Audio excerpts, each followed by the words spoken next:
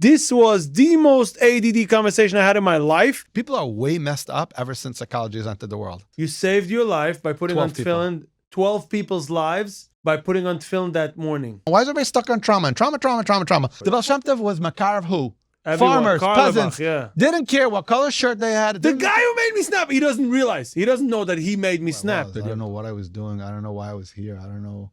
I was lost. The thing that prevents us from getting community is the community. If you're going to allow pink t-shirts in the community, I put on my tefillin, I said, Krishma, wie lang nimmt es heranzugehen, put on tefillin, schnell, läufe dich, and say Shema and run out the door? if you are not ADD, you probably couldn't follow most of this. I disagree. You know why? Because I grew up in a different system than you. Yeah, that was like 2 tears, and you were silent. And that was our first That was the moment. hello. That was the Shalom Aleichem. Yeah. Could somebody get used to living their whole life with a certain capability and suddenly they don't have a capability? I thought so. That somebody, chaz v'shulam, loses a leg now by the war. A lot of people lost legs. Sure. They get used to it at some point, no? But there's always a time where they remember where the leg was there and the leg is now not there. Yes. Yeah. You didn't realize that you have a gift until you lost it. No. This gift I know that I have. Okay. And I am leaning into what is the gift of not having it. What is the gift of tunnel vision? In my training with Dr. Peter Levine, who's the guy who invented or came up with this thing called somatic therapy, somatic healing, he pointed out that some of the anesthetics that they use, anesthesia drugs, are what they call procedural they get involved where your brain starts processing memories. And if you wake up during surgery, it's very hard to help people recover from that because it's like it's inside the mainframe of the computer of the brain. So I come back to his chair after the test and he calls in his assistant and somebody else and he tells them to recalibrate the machine, take one of the nurses and run this test. And I just squinted at him. You freaked out? No. Then the technician comes back and he's showing him some results. He tells me, you know something, try it without contrast and do it in black and white. I said, okay, there's a problem with my scan. I've been going to specialist after specialist after specialist, more to know that I made my hishtadlus to get the best medical treatment I could get. It's not wow. It is very off-putting, very, very disconcerting, very, very strange to be in a dreamlike state, paralyzed, you're taped down, you're stuck, and you see the ceiling fan in the OR going, and the lights flicker every time. Lights on, lights off, lights on, lights off. And you're not really awake. You're like in a half awake, half asleep, almost like a nightmare. And you're trying to speak. The words don't come. Wow. And I started moving my hands. And I don't know who, somebody grabbed my hand and like reassured my hand. And then they just pumped more drugs and I was back out cold. But I remember waking up. And I sometimes, if I'm in a room with a ceiling fan, now not so much, but for 2 years afterwards, and there's a ceiling fan and a light, all of a sudden, I'd be back on that table. My body didn't know the difference. We could talk all about triggers and trauma and how this all comes together. So 1 second. We did not plan to speak about medical Surgeries and trauma and any of this. You didn't come here to discuss medical stuff at all. Not even on the table. Sitting down, you just mentioned something. So let's give two backgrounds we owe any viewer. Okay. One is, what kind of surgery are you talking about and when did it happen and why? Okay. And before that, who is Rabbi Ezra Max? How do we introduce you? I think that's probably it. So we started with like a very ADD-like conversation. Yes, I love that. Which is but like, now we fell in somewhere. We're like, there. what? Walter, how long are we in already? 8 minutes, and we can tell them who you are. Okay. Whoever doesn't know. If you could tell them who I am, yes, and what I'm up to, then yes. I'm going to say thank you at the end because I'll finally know. I don't think with you I figured it out yet. I don't think so. You have too many titles. Maybe we shouldn't use titles. I don't even like titles so much. Neither. And it's true. I do have a Neither. lot of titles. I don't have any title. Well, right now you're the host of this What a Pod. Yeah. I don't mind being a host. There you go. You're a host. You're a good host. Thank you. You're I'll a good take host. that. So I'm going to, can I say where I met you first time? You could, but let's go back. So you asked me the surgery. You want to talk about that? Or you want to talk about who I am? It doesn't matter. The surgery is First, who immaterial. you are, and then what happened? Sure. How did you get so to we're the surgery? doing Al Achra and Risha and Val Risha and I Achra. think so. Perfect. It's not like the Mishnah tells us in Pirkei Avos. Okay. And I'm a fan of Pirkei Avos, a big fan, but it's okay. Listen, if you feel more comfortable going that route, go that route. I'm comfortable wherever you go. You asked me, you made a request of me. Yes. You made a request of me. The request was, come to the show and just let's have an open, honest, I think we said vulnerable conversation. Yeah, we are all about vulnerable. And I said to you, vulnerable is probably not my highest skill and setting. But you might do it. It's out of my comfort zone. And also, I know, here's a good quote. I know there's one thing that's zecher, which is change. Most people don't like change too much. But the one thing that's guaranteed is change, because a second ago is not the same anymore. Change is always happening. Right. Growth is optional. Mm-hmm. Growth is optional. Was heißt growth? Sometimes it's even part of the Yerida. Sometimes it's you have to falling. go down to be up. Yeah, let's talk about the surgery. Back to the surgery thing. It was a total shutdown of pretty much my whole life for weeks and months, and an interference for years. And yet I believe to the core of my neshama, to the core of my being, that it's a grand design. It's not by mistake. It didn't just happen. You asked me, how did it happen? And we're not even in the dates yet. I have no idea, and the doctor does not believe me that level eye injury, I had what's called a torn retina in 3 different places. It only happens like somebody like in a boxing ring gets a zetz in the eye and it just pops. 0. I have no idea. I don't remember. I don't have anything. Day to the next. It was happening for weeks. I just didn't chap. And the reason I didn't chap was because it was the middle of COVID. I was one of the first people to give a plasma donation. And then I was feeling a little weird. I didn't know why. I thought maybe because I gave plasma, my body has to repair something. And I was running, I was moving, I was doing what I had to do every day, reaching out to people, giving chezek. I had my structure of my day. And what is happening? And slowly I started noticing, I was doing a lot of Zoom, a lot of work on Zoom with people, I started noticing what's called shading, like a little bit of a blur on the edge of my vision in different places. But I thought it was just because I didn't get a haircut in 4 months.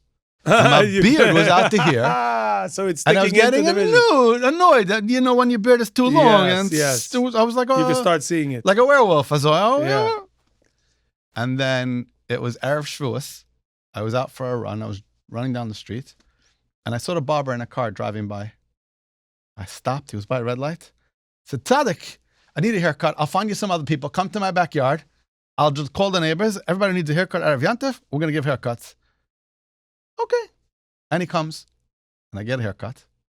And I realize it's not my beard. I actually have something blocking my vision. Wow. But now it's Yantif. What am I doing? 2 days Yantif. 2 days Yantif. And comes the first night of Yantif. And I'm feeling something's wrong. I went to sleep. I cried. I don't know if I spoke that year. I didn't speak that year. Usually Shavuos night. It was COVID, so I guess I didn't speak that year. I was osmensch. I just slept. I slept for a lot of hours. I get up. I was like disoriented almost. Back to sleep. Matzah Yantif. So if I didn't have a history in being an EMT and medical professionals, if EMTs are medical professionals, but they're the front end of the medical professional, first responders. Yeah. So we're like the worst patients. Like we always think we know something. Right. We're really cost service with lights on the roof. But okay. So you're talking about Atzula. No, Atzula is great. I'm talking about the idea of Atzula. Correct. The other people. And so I called the eye doctor on a cell phone. I said, I'm sorry for bothering you. Something is very wrong. I started to see spots. It was the thing that all in one eye. In just one eye, correct. Just in one eye. My right eye. I'm right eye dominant. Okay. But you notice that when you close it, you're seeing fine. I knew that. I could tell. So he calls me back. He said, in my line of work, there's very few emergencies. This is a real emergency. It was Matzah Shabbos, Sunday morning. I'm going to open up for you. Wow. You'll come to my office. I'll see you in the morning. Why does he know you prior to this? I know him. He's my doctor. I go to him at checkups. The regular doctor? The eye doctor, regular eye doctor. Tyree, Dr. Reich has an office on P and East 18th. You had glasses before? Yeah, of course I have glasses. Okay, yeah. So you have an eye doctor. I'm wearing contact lenses now. So he looks in the eye, he looks, and he goes, hold on, I need to make a phone call. And that's when I'm like, oh. This is not why I came. So he tells me, listen, I just called the head of ophthalmology, Dr. Safra from Maimonides Hospital. He's in Long Island. If you could get there in 45 minutes, he's going to open up his office for you and I'll take a look. This needs a surgeon. This is a serious thing. I said, I'll be there in 40 minutes. He says, it's Long Island. I'll be there in 40 minutes. I called my son. My son was waiting outside. I didn't even know if I could drive at this point. I said, how comfortable are you getting somewhere quickly? He said, okay, let's go. We're gegangen. We went. Put the thing on the car service? Yeah, the car service, exactly. The car service made a quick ride. And we get to the doctor's office and he pokes around and he turns on all the machines and he does his testing. He says, you need an OR. I can't fix this in my office. Wow. You need surgery. I'm like ASAP. He calls Dr. Landa, my surgeon, and he tells him whatever he tells him. He says, okay, go tomorrow morning to New York Eye and Ear and figure out how to get yourself into the building. You're going to Dr. Landa. He writes me a little prescription, emergency, day science, whatever. It's the middle of COVID. New York Eye does not let in non-patients into the building. Security, masks, lines, 6 feet. You can't get in. I come into the building. I'm going up that. We don't see your name on the list. I'm sorry, you can't come in. I said, call the desk. They know me. Calls, no one picks up. They basically kicked me out. I'm standing on a street corner on 14th Street in Manhattan. Wow. I know that I have like hours, maybe. And once hours to save the eyesight? Yeah. If it crosses a certain threshold, it's like, come out, no chance of recovery or repair. What do you do? You do nothing. You pray. Hashem's in charge. What do you mean? What do you do? Is Hashem reachable on 14th Avenue?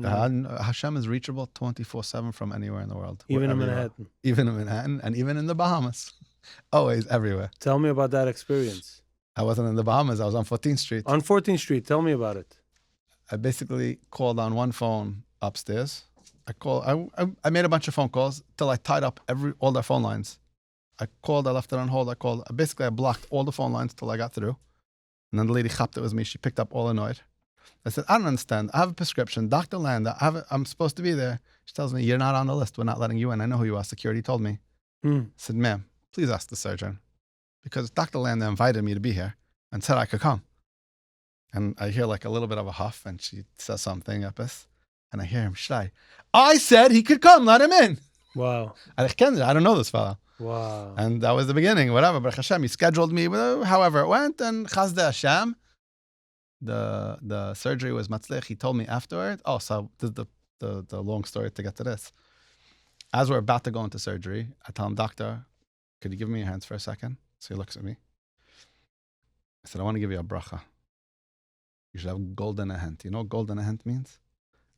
I said, I don't know if he knows or doesn't know, but the emotion that I was in, the place where I was, where there's only Hashem to rely on. I said, you are a shlich from God himself. He's going to put the right movements, the right thoughts, the right everything. I trusted you with the signatures. I'm trusting you to get the job done. But no, we're both trusting the one above. Gegangen. I go, they roll me inside. I'm in the thing. Anesthesia, everybody's busy. The surgeon is Nelam. The guy cannot be found. They couldn't find him for I don't know how long. How long from 14th Street till surgery? I don't know. I jumped. Days? Oh, a day. It ended up being they schlepped it out because of COVID an extra day. So you're sitting in the hospital? No, I went home.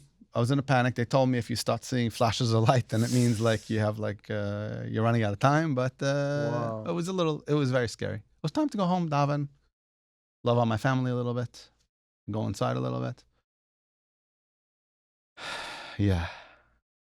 And then he was Nalem in the middle of a surgery? No, before. They were looking for him to start. There's a clock. Can't find him. I think he was in the bathroom crying. Why? Because I gave him a brucha for where that heart, so that really? Such could feel.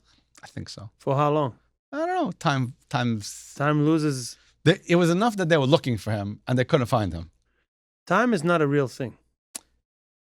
Every time you're enjoying too much or sad too much, you lose the... So time is a real thing, but we're not subject to time the way we think we are. Meaning? Time. Yeah. As not Edison. Einstein. Yes. Different E. Yeah. Time and space. Yeah. Time. If you have a memory like mine and a brain like mine, and then it's visual, and then you got your vision mixed up, it gets even more complicated. It's crazy. I'm a very visual. I'm a visual only. Kinesthetic, not? with your hands. If you feel, you build something, you put something together, you do something, you learn it with your hands, only by seeing. Yeah. It's your primary. There's Probably. I'm coping. I'm going home. the visual is high. People are high visual learners. I'm also a high visual learner. I'm also kinesthetic. I like to do something. I like to feel, to see how it goes. How does it work? How do you put it together? How do you take it apart? None. You asked me about time. You didn't ask. You made a comment about time. So time is linear. The way we approach time, it's a circle on the clock, but it's really linear, right? Right. It's based on space. If you take space out of it, how does time work? So time is relative to space, because without space, how would time be?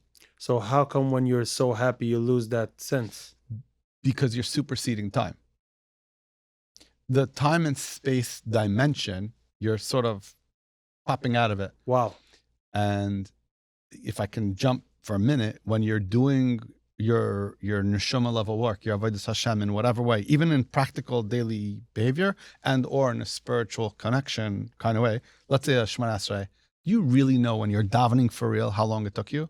No. You probably don't know. If you were really davening, you lost the time. Right. But the things around you give you information. Right. So Mamela, it speeds you up, slows you down. Right. But if you could, going back to COVID, before that eye surgery, I used to be embarrassed to say this.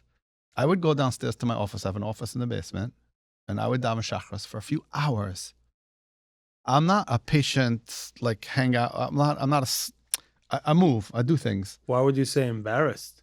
Because it just felt off to me. Like, and then I heard Rabbi Brudny saying, like, he learned that Yom Kippur is not only a Yom Kippur. You could daven a shachris with like any Yom Kippur gefiel at home. First, I don't really daven at home almost ever.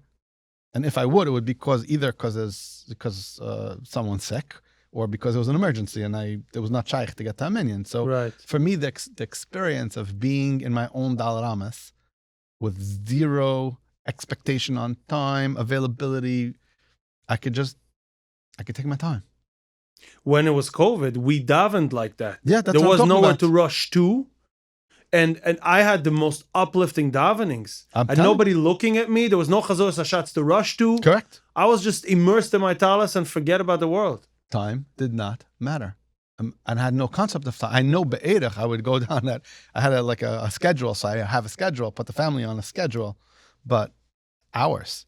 Wow. It was unbelievable. I don't know that I ever had such an experience in my life for days on end. Right. Actually, I had a chaver who lived in Eretz Yisrael for many years, and he had to travel for work. And he told me one of the ways he stays very plugged in is he ends up in hotels in different places because of his travel schedule. Right. And he has the opportunity to just daven by himself. Right. Let's say he has to be at an appointment 1:00 in the afternoon. Yeah. So he has the whole morning to learn and daven. Mm-hmm. Nobody's looking for him. He checks in at home, and then he davens. So I said, you mean I should leave my house, my shul, my wherever, my regular schedule, go to a hotel somewhere in the Wald, and connect? He said, yeah, exactly. Wow. And in my very Litvisher brain, that sounds off almost. Yeah, it's a question I always have. If it would be more meaningful for me as well, not only for Hashem, for me and Hashem, to have that davening in the woods than to go to minyan. So what is the right thing? I don't know. I don't have the clear answer. Which is where we get to Asay L'Charav. Yes. Asay L'Charav, so that you could have a way to check in. There was a time, a number of years ago, where my Rosh Yeshiva pushed me to go away for a couple of days, to go far where no one would know me, find me, be able to whatever, and I like be away. That's also a big challenge to find the right Rav. Yeah. And it has to match where you're up to and they have to know you. They have to really be able to adapt to what you're up to and where you're going. The Rav has critical. to understand it. He has to be able to understand it. Also, yes, that goes without saying. And I know we're on a few tangents of tangents.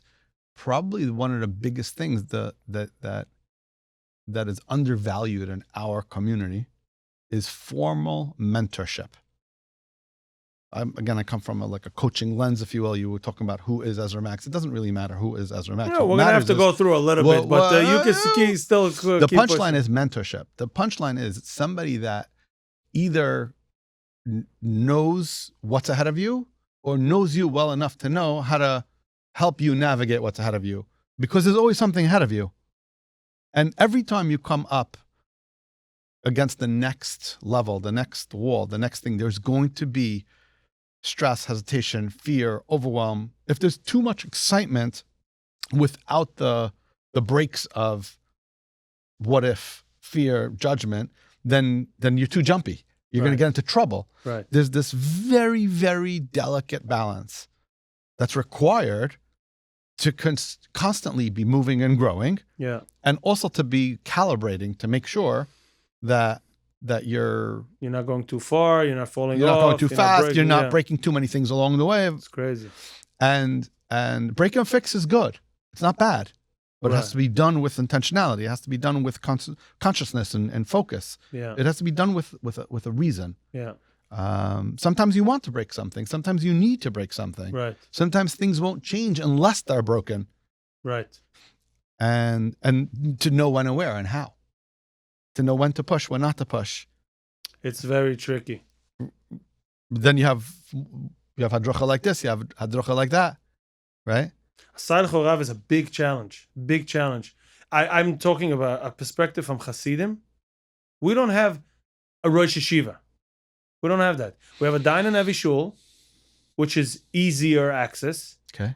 If you don't connect to the specifically that Dayan, or he's not understanding your level, I don't want to use foul language, but you don't have much of a chance. You have to go out and find someone. It's Yes. very challenging. And you should. It's very probably challenging. one of the most important things you could do for you and your life, your family, your future. And some of the Dayanim I've worked with over the years are fascinating in their level, their breadth and depth of understanding of Torah, of halacha, of human behavior, their willingness to explore and to dialogue and like sort of take something apart, put it back together and try Right. is stunning.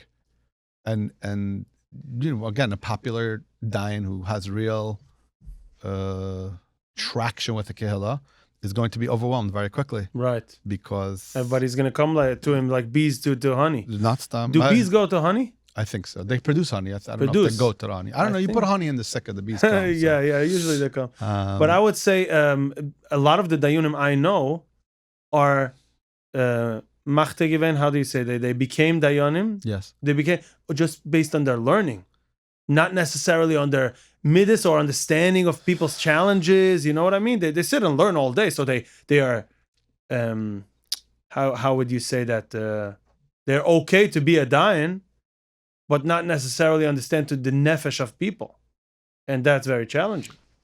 we're going to go down another pathway, and I hope you're okay with this. I'm totally fine. As you're saying this, We're gonna have to go back to Rabbi Ezra. who he We'll is. cut and paste if you have to, or people will just have to follow along and hope That's that it. Stick to the end to find out who Rabbi Ezra is.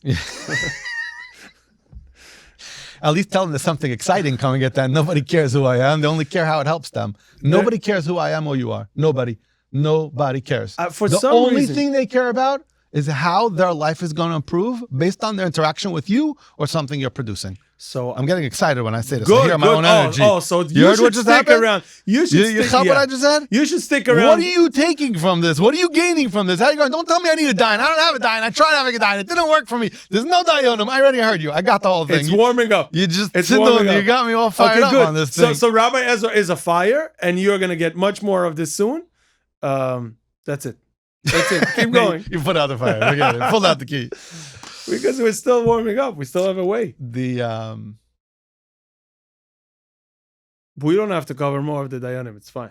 I think it's one of the most important things that people should know. I didn't know that's where we're going, but I also told you I'm going to do my best to be very open in the conversation where I filter. You can even watch. They can't see my eyes the way you could see my eyes. I filter. I'm thinking.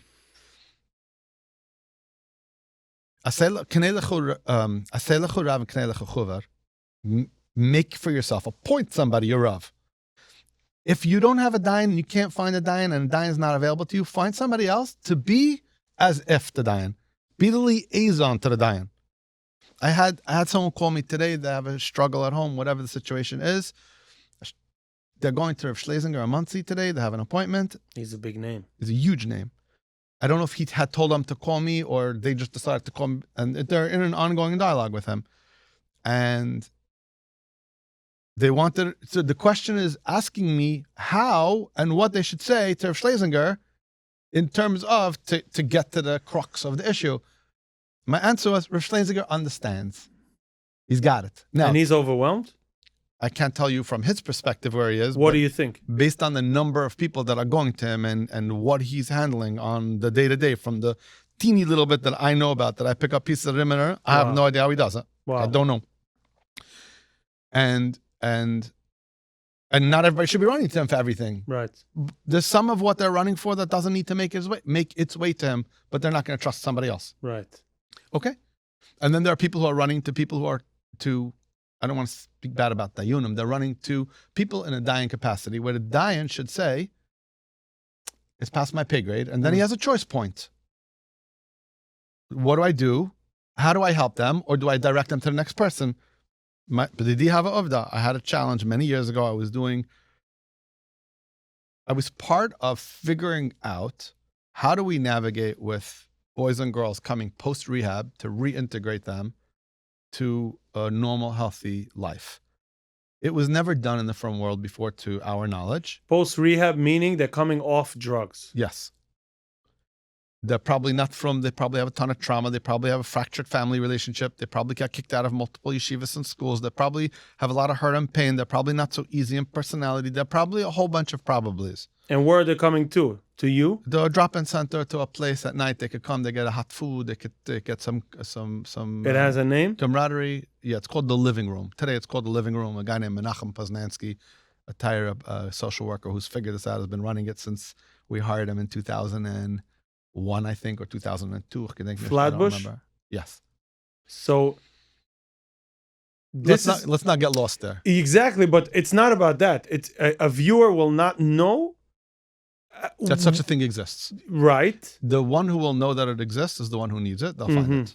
The parent might know, but the kid knows. So this is part of explaining to the viewer who Rabbi Ezra. It's not about his midas. It's about what is he involved in. So he was involved in building the living room. You have to give him a rundown. Born and raised. It has to run through your life in short, and it has to come to what you've been involved in to know, okay, I'm talking to someone who understands an ABC. Right now, I know it's someone very passionate. I want that. You want to know about the ambulance company that I ran, or the second ambulance company that I took, that everybody said, you can't do it, it's impossible. Why ambulance company? Because I was an EMT and I fell into it, and Ibishta puts things in front of me and I run with them. Either they're distractions, they're shiny thing distractions, or they give me opportunity to figure things out that no one would ever be able to do, or open up doors that no one else could open up a door. So an EMT can? An EMT has more access than a usual person? Yes. To where? So when it comes to quote unquote mental health situations, there are protocols within Atzula how to deal with it. There's much more today than there was 10 years ago, 15 years ago. Take them to the nearest hospital. But what if the nearest hospital, and that's the official protocol, is not the right thing for this patient? How do you get them to Cornell? How do you get them up to Westchester? How do you get them? If you own an ambulance company, you get 2 EMTs, you get 3 EMTs, you go whatever time of day or night, and you get them where they have to go. So there is no rule to take him to the There is a rule-ish. So there's ways to justify why you're doing a specialty. But why should I take 3S5 Atzula guys and pull them out of their life to go do a 2-hour transport? So you became an EMT. I was an EMT a long time. So you became an ambulance company just because you wanted to help more mental cases that you were involved in? No. It was a fringe benefit. I don't know. The truth is, when I go back, what was my initial motivation? The opportunity presented itself, and I said, this would be a good opportunity. Let me see if I can navigate this in a way that would be a value add. I have a klal gadol, and my Rebbe was like, this is the thing. Wherever you go, whatever you do, make a kiddush Hashem. So I found Mesei Mitzvah all the time. Situations of Mesei Mitzvah. You go to a call, you're in a place, in a Goyish place. It wasn't a Yiddish company. And so do a mes mitzvah. They say a mes mitzvah. A Yid mes mitzvah. What is a mes mitzvah if not a Yid? Right. Yeah, of course. So how do you find them in a Goyish place? You walk into a house in the middle of Bensonhurst, Lamushal, and you see a menorah or a matzah on the top shelf. So you realize it's probably and you see somebody with a yozel, and you're like, what's going on? What's heist? And you ask a question. They say, oh, he was Jewish. She was Jewish. So, hold on. So mes mitzvah. Somebody. Oh, Mandy Rosenberg? Whoever. I'm just saying there's more than Mandy Rosenberg that picks up my mitzvah? Mandy's good. Mandy's the tzaddik. Mandy's good. Mandy's good stuff. Yeah. I did a psa campaign for him. He would never go on camera. So they tricked me. They tricked him. They That's told me not to nice. hide behind the matzayvus Yeah. and just have him walk through the matzayvus and tell you story. Maisa mitzvah. It's a baisa kvuras and maisa mitzvah upstate. In Woodridge. Yeah. Or Monticello. Whatever. Liberty. One of the One for of me, them. it's all one thing. Upstate. Okay. I'm an Israeli. Upstate. So what you don't know about me as well is I carried a badge. I was a peace officer upstate. Really? Part of the department for many years. Why? Because the chief at the time understood that we had teenagers from our community that were going upstate and getting themselves into trouble. Mm. And having them just be arrested and go through the system is not the truth. And so at first it was on like a volunteer, like being hanging around-ish, like just being there, then being a resource. And then eventually I was like almost like embedded, I want to say, meaning I had a Matzah Shabbos, I was in a police car most weeks during the summer months. And if something would happen, anything to do within the community, I was able to be mamish spot on and intervene if somebody, whatever the stories are, without getting into To details. solve stuff before it gets to Before it escalates, yes. Even, it wasn't Ah. only Matzah Shabbos. I'm just saying, on a, there was a fight Friday afternoon. Somebody pulled a knife on another somebody, whatever it was. So I was actually in Krula davening Shachris, and the guy calls me and says, they're trying to find you. I said, how do you know? Because they're trying to find you. I don't know how they knew they were Wow. trying to find me. So no, they called me, says, how quick can you get here? I said, I'm 3 minutes away. I'll be there. Wow. And okay. So jail is not the solution. An Right. intervention is the solution. But why would a police chief see that? Because he worked as a high school resource officer in the school for many years, and he understood that teenagers get into trouble, and locking them up is not the answer. It's understanding the reason they're in trouble is likely a symptom of Right. an underlying something else. And if you can get to the underlying and resolve it with them for them, then you don't have the symptom anymore. Just like every OTD. Oh, very good. Which takes us back to recovery. Running a recovery program, I wasn't someone who was part of that life. They would always ask me, Rabbi, did you ever do drugs? And the answer was no. So you don't understand this. You can't help us. I'm like, maybe not. But if you explain it to me, I'm pretty good at figuring things out. I'm scared of drugs. I could be who said I would? Whoops. It's fine. Who said I wouldn't be just like why wouldn't I be worse than you, man? Right. Like, why do you think I'm better than you? That itself gives them chizik. Yeah, they don't believe you though. It's not like, why are you making fun of me? Right. But when you understand, and when you get to understand, and then you start noticing patterns, and you're able to help them resolve real inner challenges, and then to navigate it with class, with grace, with confidence, with courage, then you it's a Mekayim nefesh achas miYisrael. You literally are being Mekayim Mesim. This is all in the living room? That was one of the places, but yeah. There's Then more places. The living room was where where Rabbi Wallerstein, where our novel was started on a Tisha B'Av almost 20 years ago. In the living room, he came to speak, and That's when you had a connection with Rabbi I Wallerstein. invited him to come speak. We still That was don't the know about beginning. you and Rabbi Wallerstein. We didn't talk about him at all. Let's go 1 second back. 1 second. Where were you born? I was born in Maimonides Hospital in Brooklyn, New York. And your parents lived in Brooklyn, New York. My parents lived. My mother is a Canadian. My father is an Israeli. Really? Yes. My father is ירושלמי. אתה מדבר עברית? כן, בוודאי, מה אתה חושב? אני לא זכרתי שאתה מדבר עברית. אף פעם לא דיברנו בעברית. יאללה, למה לא מה אתה אמרת? חושב? Okay, we gotta go back to English. So 1 second. Yes. So you're My father's Israeli. yeah? From where? Yerushalayim. Where? Bate Ungarin, Agrippas, whatever. Pate, Ungar and Agrippas is supposed to be Hasidish, Yerushalmi. My father Zayda wore a shtreimel. No way. Way. With the gold, the Beckett No, I don't know about that. I don't know. Because it was black and white pictures, so my you don't know. My grandmother, Yeah? my father's mother, lost her father at 5 years old. She was a Yisem at 5 years old. She was raised by her grandfather. The Karliner Rebbe, when he would come to Eretz Yisrael, and we're talking early 1900, the tish would be in my Zayda's house. Yeah.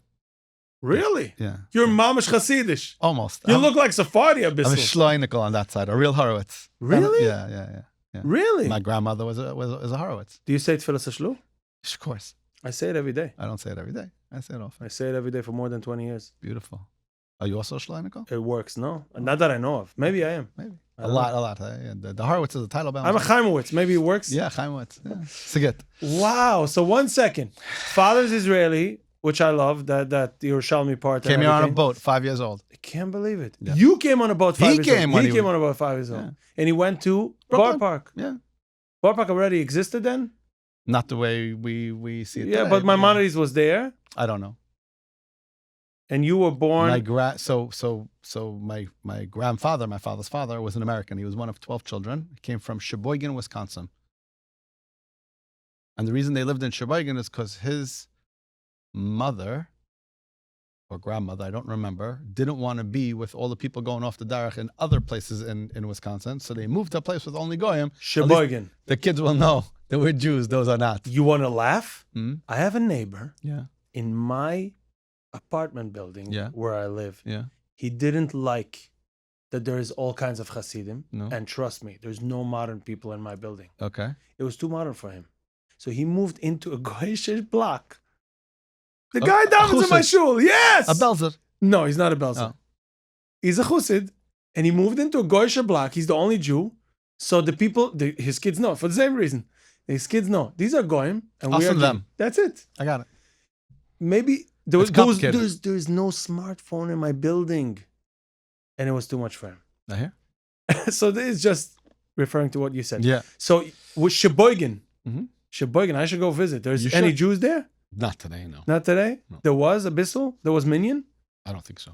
He moved into a Sheboygan. I don't know what you're talking about in the late 1800s. Wow. Yeah, the Maxes are here for even years before that. Sure. Well, so nice. Yeah. So that was your father's side. Mother My come mother comes from Canada. My mother was born in Canada, Montreal. Quebec, then Montreal, Okay. and Then they came here. they came here. Brooklyn. They came here. My father was by that point again wherever they were. My mother came for seminary. She was in Far Rockaway. My grandparents had already moved to Cedarhurst before Cedarhurst was a place to go live. Yeah. And my father was learned on Chaim Berlin, where he's a Melamed, and He's still a Melamed? he's officially retired. But the amount of hours he's in a base medrash learning with people, yes. Wow. And Rabbi Blumenkrantz, Rabbi Avram Blumenkrantz, that's the one who put out the original Pesach book. Yes. So they were both close to him separately. And my father was giving the shiur when Rabbi Blumenkrantz wasn't there. My mother was coming to the shiur with her seminary friends. Rabbi Blumenkrantz knew them both, and he was mashadach this couple. Nice. So Rabbi Blumenkrantz from the Pesach book made your Parent shidduch. shidduch, yeah. He did more shidduchim? He I'm was sure, shadchan? I'm sure. Nice. So you're the bchor, I'm the oldest. oldest. Okay. So for that we... Pishnayim. Yeah. You know why? I'm also a bchor. Oh, you know why B'char gets Pishnayim? One of No. the reasons? No. Because you're the guinea pig child. Your parents make all the mistakes on you. Oh, yeah. I thought it was Mazbet to me when I was younger. He said, all the things you're going to like stress for, navigate, negotiate, fight for. Yeah? You're going to work a year, 2 years, 3 years, whatever. And 40 years. finally you're going to get there. Yeah? And then you're going to see by the third kid that it's like it's a kimpzai. It's coming automatic route. So Mamaila, you have You get Pishnayim because you had to trailblaze all the Mistakes. mistakes, all the things that you're trying to, you're training the parents as much as they're training you. 100%. I had a apology session with my father right here. Did you really? Yeah. Did you apologize to him or apologize Yeah, to you? both. Oh, because I feel like I should apologize to all my rabbeim and all the people. I think about it now. I have a lot of, I don't want to say criticisms. I have a lot of observations based on the work I've done about upgrades we should have made and should be making in the chinuch system without being negative, although I could be negative, I'm aware, but from a more, I want to say, mature perspective, constructive feedback that, if not implemented, you could see the writing on the wall for a number of things if you don't already see it. And if you make tweaks, tremendous positive development and growth will You will want to come give out me of an it. example from a tweak?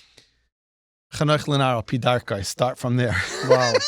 It's a big That's statement. not a tweak, but It's a big just statement. tweak a little bit in that It's direction. a big statement. By the way, Rebelli Stefanski, I just heard by his shir, Yeah. he's starting to move into yeshivas, a Yes. screen for Seider Shlishi, for Seider, Nate For Seider. Daf. Nate Seider, yeah. Yeah. He puts up a screen, Good. and he gives the screen for free for any Rosh Yeshiva that's taking it. Okay. And Streaming. And there's already 2 yeshivas that took it. They're signing up. Yeah. Night Seder is anyway. Can I say something funny? I want to give him credit. Who are the 2 biggest shiurim in America today? I would say Rebelli. Who Who's else? the second one? I don't know. Bornstein. Bornstein. Yeah, he talks about him, but Bornstein does charts? That's not the punchline. Do either one of them have a beard? No. Good. So let me ask you a question. You're Chassidish Ingerman. Somebody without a beard, you won't count them for minyan half the time. He says... I only say this because I was, as a bacher, right before my marriage, I was 22-ish, and I was in a Chassidish place. I was looking for minyan, and the guy was counting. And the guy wouldn't count me. I got so mad. I took a gartel, I walked up to the Omer, and someone told me, be careful. They will lift you up and throw you out the window. Do not do this. I said, okay, I'll enjoy the trip. It doesn't go for everyone, this cloud, but I understand. You understand the thing? And? Nothing. I'm pointing it out. Yeah. Kol kavod. So Rebelli says there's a goy, which is any goy, okay, and then there's a goy gumme. A goy gumme is without a beard, with a jacket. That's a goy gumme. With a shtipsi, a tie, right? Yeah. So the one thing I wasn't going to be growing up was going into chinuch. I grew up in a chinuch. My mother was a teacher at first, and she was a stay-at-home mom. My father was a rebbe. He was a dor mashgiach. He still is a dor mashgiach, even if he's a retired rebbe, whatever. How old is he? Young. He puts in a day from 5 a.m. to midnight. Really? Consistently. Really? He puts miles on the car like him. How old is he? He's a young man. And he should be strong and healthy and well and keep going. Amen. Yeah, as long as they keep going. They say that keep going. Once you stop, For retirement is the worst thing for most people. The worst thing. It's the beginning of the end. It happens to be his chaverim.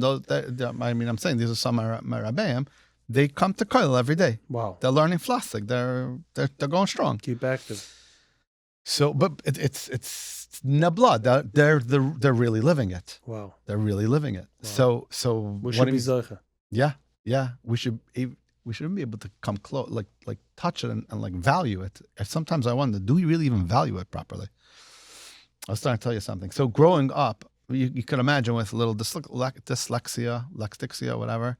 Back to the It's good to say dyslexia not the right way, because that's real. Dyslexia, right? That's the whole thing. Yeah, the words get famished. Yeah. I was telling you a story earlier for whoever's still holding cup. So they put all these electrodes on your head and they measure and they're recalibrating the machine. I'm thinking, Vavoy, finally, after they tested the machine twice, they came back to him, they changed the contrast, they made it color, they made it black and white. He says, listen, me and you are going to become friends. I said, why? He says, your optic nerve, the nerve that goes into the brain. This is a fascinating thought, number one. The optic nerve is the only nerve that goes straight into the brainstem with no filter, which is why Shmir Sinayim is probably critical. But don't use that as a hook for the show because they'll think I'm giving Musar. Just FYI, you cannot filter the input. From your hand, it goes through a filter. From your foot, it goes through a filter. What kind of filter? Nose, I don't know, however the brain works. The optic nerve is grud. He says, it's starting to fray the edges. It's getting worn out, the wire. Okay? So why are you friends? Because you're going to keep coming back, because you're going to have deficits and it's going to keep getting worse. I said, tell me like for a minute, I was, what? I thought I'm getting better. I thought I'm moving ahead. What's going on here? I'm paying you a lot of money for an assessment. I didn't want bad news. I wanted good news. So he says something, I forgot whatever he said, some words, something. He said, listen, you're a little bit slow. That's what he said. You're a little bit slow. So I started laughing. I said, Doc. He goes, no, I'll show you on the chart. I said, what chart? He says, you see this curve over here? It's supposed to go like this. This is a timing thing. This means X amount of milliseconds, whatever that means. Instead of my thing going up like this, it goes like this. He says, it's not like a small little hop.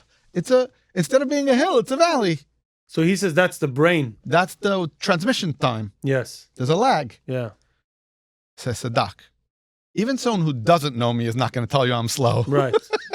That you're not getting. So he tells me, well, if you were dyslexic or something, then that would be a whole nother story. I said, time out. Of course I am. He goes, no, you're not. I watched you read. I said, I compensate. Doesn't mean I'm not. What are you talking about? He goes, oh, then no problem. You're good. This is normal. And then he starts telling me Fortune 500 CEOs, like 40% of them or some high number are all dyslexic. And basically, it's a good thing to have. What happens is it means that there's a processing slowness, and therefore they compensate. Also, they push themselves. And Mamela, they're exceptional at seeing things other people don't see. They drive where other people won't drive. They're able to navigate the world in ways that A regular person Wow. never needed to learn. You just said two things that I need to ask. So if you're going to keep going, I'm going to need to write it down. Write it down or ask. I So could write do it. Shmir Sanaim first. I don't want to talk about that. I Okay? want to ask one question about that. Fine. I don't want to talk about it. I Keep know going. you don't want to be But a I Mrs. said I'm Zuger. going to be with you. Thank you. And the other thing is challenges. Challenge. So let me Are talk they about a challenges. plus? They're absolutely a plus. The one thing, I said this before, the one thing that's certain is change, which also means challenge, because change is challenging. Change is never pleasant, except if you go on vacation, and even then, it's not pleasant because you have to come back to your old boring, miserable life that you ran away from, that you went on vacation from. You're going to tell me you had a beautiful life, then why do you go on vacation? If your life is so beautiful, why are you going away from it? Why? Sometimes it's a cherry on the... Absolutely. If you're celebrating something, gesundheit. Yeah, Most people are running away. They spend 6 months planning the 1 week when they can finally breathe and live a little bit to go back to the cubicle to spend the next 6 months to make enough money so they can go do it again. That is so sad. And all they do is talk about the 1 week. What about your whole life? And when they're there by the 1 week, they speak about the 6 months. Oh, depend. Right. So challenges by definition, challenges are actually probably good. Why? Because a challenge is the thing that says, knock, knock, are you paying attention? Hello, what's going on? The biggest question that I had in the recovery process, and at first I was mishigged, they gave me this medication to make sure that my eye didn't reject some of whatever, I don't know. I was crying, I was lost. I'm not a big crier. Like, crying over spilled milk is the expression. Yes. So it is what it is. Like, why crying about it? I called one of the Dayanim, one of my friends. I said to him, I don't know. I was crying on the phone. I don't know what's wrong. I don't know what Hashem wants When from was me. the last time you cried before that? I don't know. Probably. I wouldn't remember. Not with that. No, you know when the time I cried before that? I know the one time I cried before that. I know because my eyes were on fire. I'm embarrassed to tell the story again. I shouldn't be embarrassed, but again, I don't share the way you share. You can control every... I'm going to give this to you, and you can cut out anything you want. So share everything, and... Whatever. I told you I'm going to tell you. In those 3-hour shachris, those morning Tok Hashem, beautiful, glorious davenings that I didn't know I even had inside of me. It was after Pesach sometime. I don't know. Real And- COVID. Real COVID, the heart of COVID. Again, The beginning. The the chunk. beginning. I had it a week before everybody. We had an Ornav Shabbaton. The whole staff got on Before Pira. Pasha Zocha before Purim, and I slept for 3 days. I came home from a Shabbaton. I slept from Sunday to Tuesday. And you didn't know what it is. I got up. I went back to sleep. I slept for 6 hours. I got up. I went back to sleep. I got up And to that's how daven, COVID was done. and then I was done. That's why I had 1 million antibodies when everybody was getting COVID. So I was sure Mashiach is coming. I was positive. Pesach is going to be Chayres. We're going. That Pesach. I was positive. When we opened the door for Shvei Chamaschu, there was not one Jew Eliyahu that Navi wasn't knew. disappointed. All right? There was not one Jew. I understand. Good. Baruch Hashem. You know, kind of nachas riach that is to But it still hurts me till now just saying it. because it was a letdown. It was a big It letdown. was a huge letdown. I was davening one shachris one morning. I got to lead Shleim Ircha, Berachem Toshev, and I was crying like a baby. There was tears. My eyes were on fire. My eyes were burning. It could be it was the beginning. Like my tears were going into the tear within my eye, and it could be that those tears ripped my eye. It was that extreme. What? I don't know if that's even possible or true. I have no idea. Did you ask the doctor? I don't remember. Wow. But you asked me when's the last time I cried? That was the last time I cried. You reminding me the guy who stabbed himself in the middle of benching when he said even Shleim because he couldn't take the pain. Yeah, that's why we don't have a knife on the table. Yeah, I got it. It felt You're in that level, by the way, Rabbi Ezra, if you don't know. I'm not even close. That's I'm makes posing that I'm on that level. That I'm not makes even you posing. no, you didn't pose. I don't want to tell the story. I'm telling you. That's why I'm like, oh, you're the guy. I love that, by the way. It's real. A week after the beginning I don't of know. COVID. It was somewhere in After that post Pesach, Pesach, and yeah. again before Shvius. Yeah, I remember my was... eye on fire, burning when I was crying. I remember. Wow. I remember the pain inside my eye. Like I stopped myself. Like this can't be good. It makes sense. It doesn't, but it makes sense. I don't know. So None of our lives make sense. Right. We try to make sense of our life. It's And we never. live in a world. I had the hair. Some people are going to be mad at me for saying this, and I don't mind. They could be mad at me all they want, or they could just agree with me and get on with That's their what lives. we're having the You discussion. We ready? want people to be mad. Listen to what's going to happen. We live in a world where people are very busy with trauma. Big T, little T, trauma. Well, I don't understand. Most people talking about trauma don't know what trauma is. If they would have sat in my job for a few years, maybe they'd have a clue. And I'm not even the biggest trauma guy. I'm like an accidental. I bumped into You're very involved in the back end alley of a lot of the different things. Yiddishkeit. A lot of different things. And this could be a good opportunity to give a glimpse for people to know that that world exists. If they come close to it, they should know what to do. It's not the end of the world. What question are you really asking? I'm not yet. I still want to come back to we still at born and raised, and we went back into the midst. This is going to be the most ADD conversation we had ever on this platform, and probably I will ever have. I'm fine with it. I love this. I love this If realness. there's an accountant or a bookkeeper He won't be able who's to watching listen. this, no, I have an idea for them. What's the They should idea? open a spreadsheet on their screen. And they should just like pay attention. This one goes here, and this thing goes there. And then afterwards, they could send us the spreadsheet and we could laugh about it. That's it. I once said that I was allergic to frameworks. I do a level of business coaching and consulting today. I work with leaders of companies, of organizations. And I used to really think that I wasn't so creative and that I couldn't think in frameworks because I'm so out of the box. But the truth is, I think in frameworks so quickly that they don't even look like frameworks to me. It's just I organize random things. I see whatever I see or don't see whatever I don't see. It's one long flow. Yeah, and it's what's called a kaleidoscope. It's all these different colors and shapes and sizes, and they all come together. And really, I have a name. I have a second name, which I haven't used in probably 20, 25 years. And I think I have to start using it since my surgery. I think that's one of the things. What's the name? Kadosh Baruch Hu Ma'aretz Einayim, Meir. My name is Ezra Really? and Meir. Yeah. Why didn't you use it? My mother was very makpid when I was younger. My parents were very makpid. Certainly my mother would correct all the time. She was around more. And then when I went into the working world, Ezra Meir Max, it became Ezra. Wow. And then Ezra stuck. And people who know me for 25 plus years say Ezra Meir, and the rest of the world calls me Ezra. I heard from a Rabbi Stein, that does the Shohin Minyan, a very holy Yid. Okay. Some people know him. I wanted to have him here, but he couldn't grasp the English. He said, I'll speak English, it's going to be mechanical. I need to speak Yiddish. He's probably the only person that I know today can get me grounded in 10 seconds. I could get grounded in 10 seconds. Right, but he does it without a planning. He just comes to me, he holds my hand, he breathes in and out, he gives me a Baruch Hazak, boom, he gets you. It's easy to do. I could show you how to do it. I could show your whole audience how to do it. Simple. But he's made just for that. Like, this is what he does. So I'll tell you two parts to that. I don't know him. I'm sure he's a chusha person. A, he's probably tapped into something. Very, very. And second, he's very grounded. So there's something called social contagion. Okay.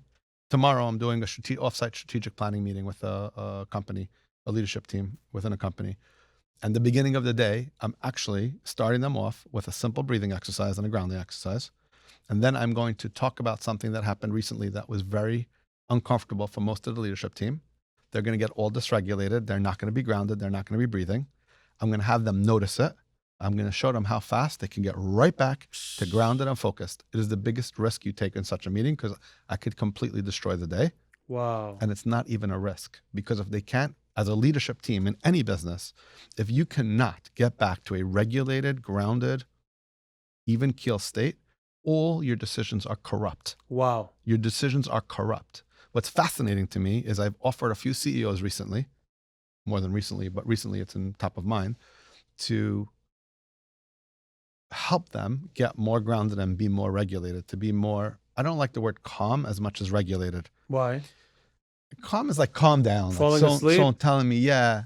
It's regulation means that like you're super aware, you actually have more presence. Time can slow down or speed up, and you're not as subject to time when you're in that space. Yes. This Rube you talked about is not subject to time the way me and you are on a regular day 100%. because he's walking on in a different context. I wanted to say what he taught me. I want to hear. Tell me in a second. Hold on. So even this week, I told the CEO of a company who I told him 3 years ago, if you ever want to work on your ADHD, I can help you. And he laughed at me demels. This week, when I was talking to him, I offered him to help out somebody, connect him with an employee potentially. And we started talking about it, and I started explaining to him. His shittif walked over a middle. And the shituf says, I also have ADD. And I said, no, you don't. And if you do, next to him, you definitely don't. And I was showing them the difference in their behavior.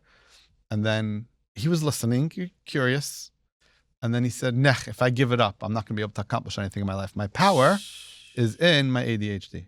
Even though his downs are also very low. Here's what he doesn't yet know, and he's not agreeing to, but I do know.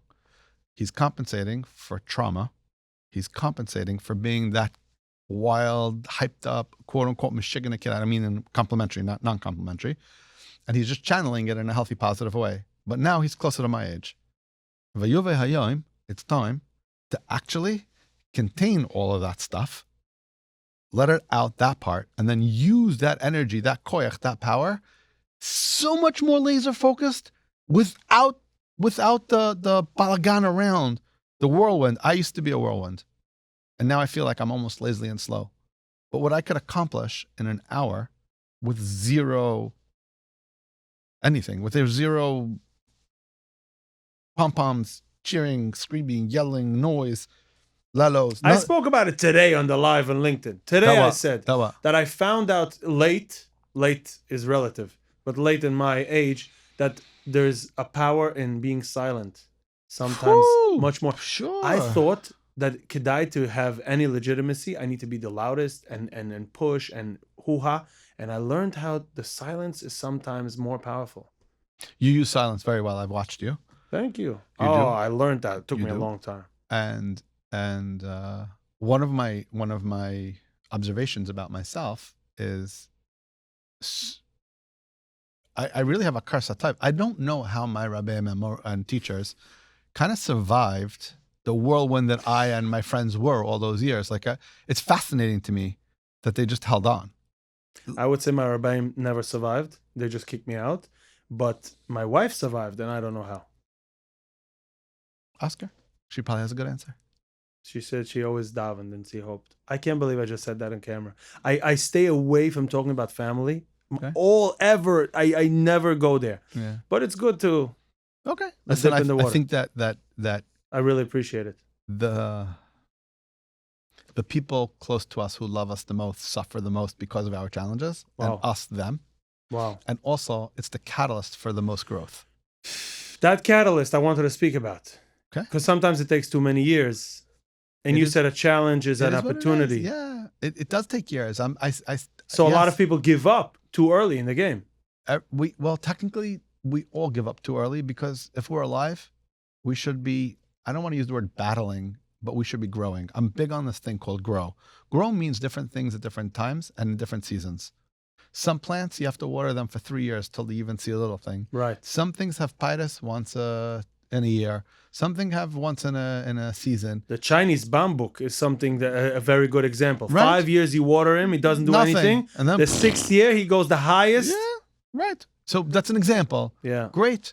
So and then sometimes with this and sometimes we're not. We're not the same person. Right. You're not the same guy I met 3-4 years ago. Right.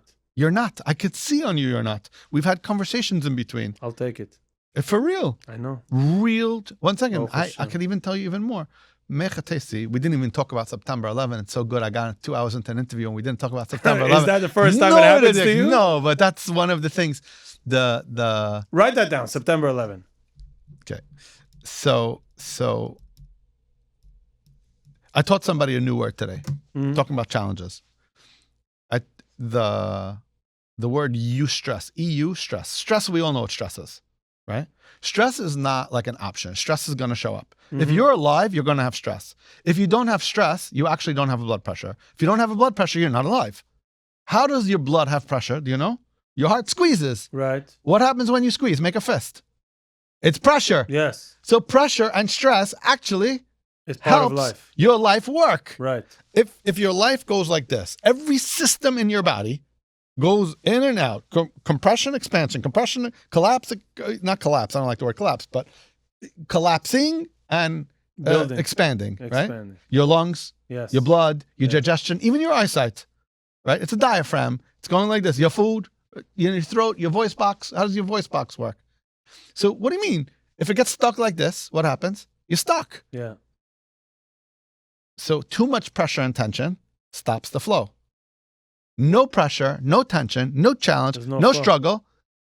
beep. That's not good. Wow. The heartbeat goes like this. Your life is going to go like this. How much? When? Even if you look at the thing, it goes like this. Yes. Right? There's always something There's a coming system up. and there's a cycle, but there's going to be highs and there's going to be lows. No, what's the thing? If you can close the gap of the big highs and the big lows, otherwise they call it bipolar when it's too much. Yeah, but someone would just take pills for that to tighten it up. I was suggested pills so many times, but I said, yeah, by the Haidel system, you know, they want to give you a, what is it called? Ritalin? What is it called? Yes. Really? That's Yes. how they call it here as well? Yes. But that No, it condenses. doesn't. Ritalin is speed. It's an amphetamine. Okay. It basically speeds up your system, so your system says put on the brakes. It's highly addictive. Really? Yes. And Ritalin, and the mistake in ADHD, I talked about this morning in different training. My understanding, and I have a pretty decent amount of training. I'm not a psychologist. I'm not making believe I'm one. I support a whole bunch of them by sending them clients, although at this point, unless you're top level, top shelf, I'm not supporting you, and I'm not even recommending you. Sorry, no. It happens to No all the names ones being that- said. Yeah. Like Dayunam, you could have a really good solid diet and he's overwhelmed and the whole world's coming to him. Yeah. And then you could have your backyard stiebel. That I'm not making fun. There's a Right. place, Right. but right. Yeah. We need to have, and you can't get to being competent and confident and capable without going through those baby steps. Right. So, and I don't have the solution for that, except for a lot of shimush, which comes back to mentorship. Wow. Mentorship. I went into business. I wasn't going to be a chinuch. I knew zero about business. Baruch Hashem, I was zocheh to be around Eilach Yidden that built businesses, that had huge hearts for tzedakah and chesed. One of them is Rabbi Wallerstein. That's even later on. Sure, we could talk about Rabbi Wallerstein. We're gonna have to tremendously. get just to cover the basics. We have to talk about him. I understand. Yeah. Yeah. And I'm in my line, and then I spent a lot of time, effort, energy, and money, a lot of resource figuring it out. I'm making mistakes. I'm falling and skinning my knees. And if I would have given up, all those times I gave up, the length of a job that I would ever hold was probably 2, maybe 3 years. But that was my life cycle till I was Right. bored. Even projects, I'm great at getting things. I'm a good quick start, initializer, get things moving. But then like the monotony of it, it's not for me. And if we could put good people into place and they get it done, and we started a girls' high school, the high school that we built, Rabbi Wallerstein, we're talking about Rabbi Wallerstein. So that high school started in my office. Mm-hmm. My coaching practice had the staff, the students were a percentage straight from my. Right, Rabbi Wallerstein, please. You got it. We have to go back. I have 2 things to go back to. One second. When I want you're to talk ready. about pills, and then we'll go to Rabbi Wallerstein. Okay. Pills are what we're going to call a quick fix. Some people need pills. You need pills. You got to take it. Everybody wants something quick, and when you tell people not to take pills, they get mad at you. Fine, but the Eibishter created you, and created our natural healing machines. Why do we need so many pills? Now, it could be we need pills. It's possible. I fight with my doctor how much blood pressure pills I need or don't need, right? So he gave me a bunch. I don't even want to talk about this in public either. And so this didn't work. So try that. So try this. So try that. Both my grandfathers had massive heart attacks in their 40s. Really? Yes. My uncle is not with us. He basically signed himself out of the hospital because he had his number, I don't know what heart attack. And the doctor said, we can't do anything for you. So I said, what am I doing here? Let me go finish Shas one more time before I get to the other members. And he finished? And he made a few months and he made his way through a lot.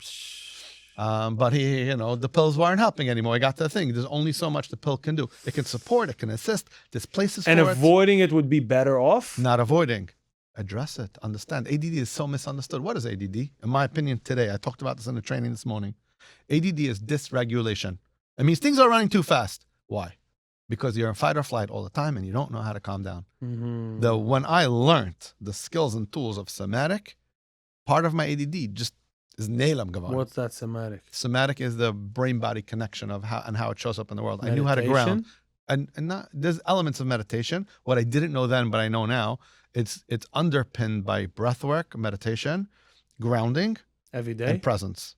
However you want to practice it. But if somebody has severe anxiety, you can help them discharge the question that, I don't want to get into the details. Just by breathing or exercise? By breathing. You don't even, exercise is also good. By the way, do you know that 20 minutes of aerobic exercise, of movement, is equivalent to a low dose of Ritalin?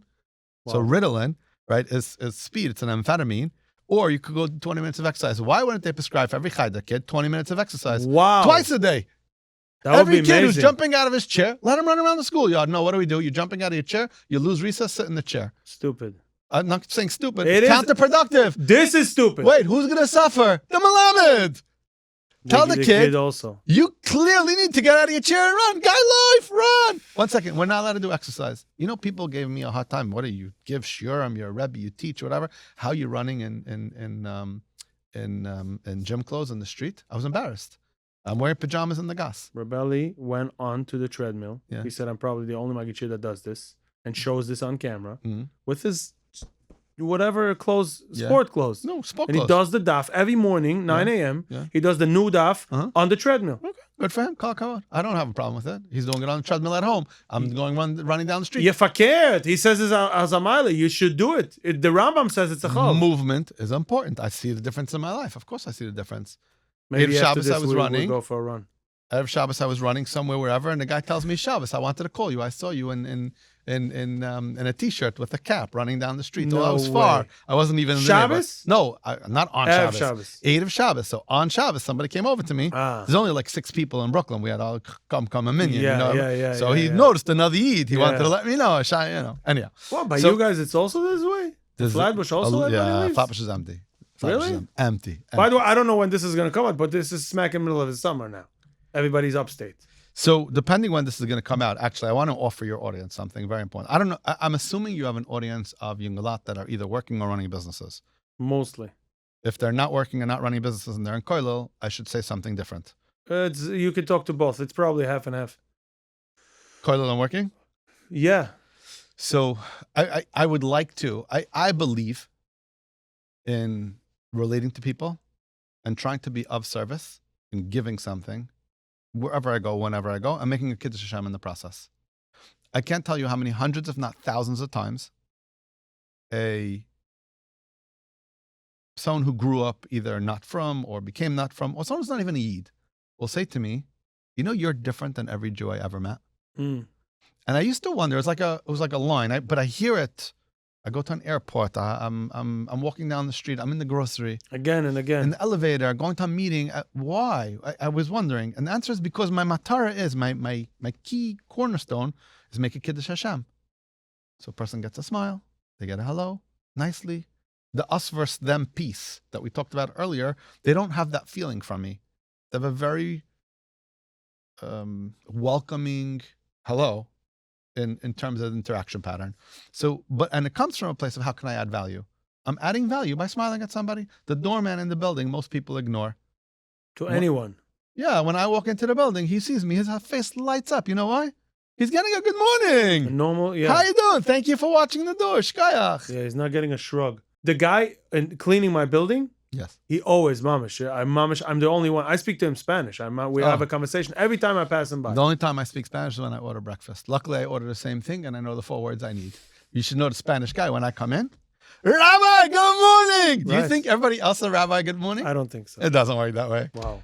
My daughter once came in and she was like questioning, and she said, "My father, the rabbi." Oh yeah. And he Rabbi. told her what I He knows want. right away.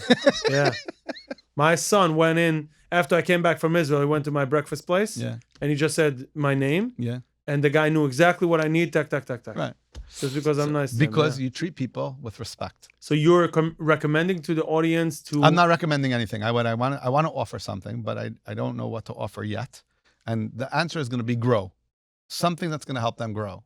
By the time we're done this conversation, maybe I'll know, maybe I won't. Bez Hashem. And then we'll create a link or something we'll get to the end and we'll figure out what we could give them, what could be of value Bez to Hashem. help them grow. Okay. Tell me when I can go back. Now you can go. Which one do you want? Okay, September first I want 11 to or Rabbi finish- Wallerstein? Or challenges? I started saying that Rabbi Stein, the guy from the Breathwork, 3-hour minion, Shoin minion, Yeah. he told me that it is very important to say your full name. You were saying about Ezra Meir. Yes. By the way, I didn't know. When you say the Your name, name it's and it's Shmagaram. mentioned, Yes. it's there's a bell upstairs. So Shlo Einakol, the people say the pusuk for your name. He's the one who promoted this. The Really? Shlo's the one who promoted this. Sure, that you should know your name. You should When you say come your name upstairs. but you should say your name every day Right. because you've been martyred or The something. pusuk. So you're saying the pusuk. You're connecting to your name. Your Right. identity is showing up. So he told me that I have a big problem because everybody's calling me Ari and I'm Aaron. So I Reb should Aharon. Aharon. I got it. So he said I should have a friend that at least once a week he says my full name Aharon. because it's important for the Shalosh Shomer. That's what you said. Interesting. So, Reb Ezra Meir. Maybe we should write Reb Ezra Meir, like Sure. it's supposed to be. I don't know if it's supposed to be Meyer or Mayer, but yeah. My mother wouldn't go with Meyer. But your grandfather was a Ich Yerushalmi. verstehe, but my mother's not. I'll speak Okay. to your mom, Ezra Okay. Meir. She will be very happy to talk to you. She'll want to come on the podcast. too. Really? Oh, you don't know my By mom. the way, my mom wants to come on the Oh, podcast. can you interview your I mother? You don't. could, not my mother. No, I could interview her, but it's just for the family. She has a crazy story. Your mother's a gem. Do you know? You know? You don't even know how I know this. You know I my once mom? called your mother. Yeah, you gave me her number. My daughter. Yeah, she wanted to go for Eretz Yisrael. Shabbos. Yes. But yes. where did you continue the By the conversation? way, that daughter, Miriam, Mitzvah Shem HaShidduch showing up any second before Amen. this even gets published. Amen. She went out to Israel to go daven. She's a fabulous girl, not just because she's my daughter. In her own right, she's the real deal. And she went out to Israel during the summer for whatever it was, a few days. And she Yeah. wanted to go to the Koisel to daven, get bruchas, whatever. And it was last minute thing. Chaplap. Yeah, We you just called jumped me on a for plane. So I Shabbos called you either. Shabbos, and your mother was having people, not having people. Your mother's a gem. Lemaisa. I don't remember the worked end of the out? story. I think so. But it didn't work out My then. mom It was worked a out tzedakah. differently. And your mother was so gracious. She sent them to somebody else. She made arrangements for them. Wow. And then she had them anyways because she wanted to meet them. Wow. Yeah. She's a big A real tzedakah. tzedakah, My not mom's stam. a real tzedakah. Not Stam. So going back to the original plan of you being born and raised, I know where your father and mother come from. And where did you study? You went to Cheder in? It's immaterial. I went to Chaim Berlin. Or Good. I was enrolled in Chaim Berlin. Good. I don't know how much I was present there. Even if I was there, I don't know how much I was there. You know what I'm saying? Okay. It could be it was a good thing my father was a malamed in the Mossad, so I had like extra Credit. credit / To stay more, even though you make... get out of jail free cards or so. Yeah, or poker chips. I don't know. I don't like poker. Yeah. Okay. No, there's the famous mushel of the poker chips that you give your I son. know, but the word poker is a lot of Jewish concepts. I don't. Oh, I have no idea. It's a Gemara in Sanhedrin. You learned it. I did. Gambling is not good. So Yeah, poker I didn't know chips is poker is... gambling. Okay, Poker is now I gambling. know. So, Now I know. yeah. So much Are we still, Hold hold on 1 second. We're still busy with where I went to yeshiva. No one cares. No. We're skipping all that. We're skipping Skip! 18 years of your life. Bottom line, I grew up in a flapash and a yeshiva and a yeshivish home. I knew And? one thing. I wasn't gonna go. Whatever. I struggled here and there. Whatever. I have a different kind of good head. I don't have a logical, methodical. Actually, if you're learning with the daf, the way you're supposed to learn is to know. Gersa. Just gersa first. Oh, this was the best line of all shots. So here's the thing, though. I'm very schnell chapadik, but I have a shvach hazekurin. I don't have a linear memory the way other people do. But chazura is too boring for me. So I would struggle with chazura. So I was stuck. I'd get everything quickly, but then I didn't know what I knew. Right? I need a lot of repetition. But I didn't, for sure not. I don't still have patience for repetition. So it was a catch-22 for me. And yeah, I'm just saying. So So far, you're describing me. we have some alignment. Abyssal. And I was I was a character. I'm saying I was and I'm curious. They used to call me Curious George. I heard when I was a kid growing up, they would tell me curiosity killed the cat. I'd ask a gazillion questions about everything. I need to know everything. I have my son like that. I always need to know everything. Too I was many so questions. curious. Who's when? Were you a redhead? You weren't. No, was never. No. I have a two little ginger in my redheads beard. and I'm two old. browns. The two redheads Yeah. ask questions 24/7. Yeah. So yeah, I always need to know. I was always curious, and people would tell me curiosity killed the cats. I said satisfaction brought it back. Okay, So it's a okay, good I'm rhyme. curious. Okay, Yeah. so tell me. And then the next one was the cats have 9 lives. So if I use one, no. Right? I'm saying this was when I was little. Chayder. Wow. I'm saying I was. So you were always bright. I was bright, but I was different. You know what I'm Right. saying? I'm still bright and still different. If Right. I'm being honest with myself. Yeah, I think the I'm difference. also an oldest, so this may be why I think it's so important to have mentorship, to have someone older than you, someone ahead of you, somebody in whatever area. Because to be Shal Eitzah, and the truth is, I had some Nerdika mentors, Rabbeim, people who were a little bit ahead of me, who like took me under their wing in different tekufas of my life. Why? And I don't know why. I was mitzvah by people. The Eibishter just sent me gifts. Just sent me gifts. People who and again, I could be challenging.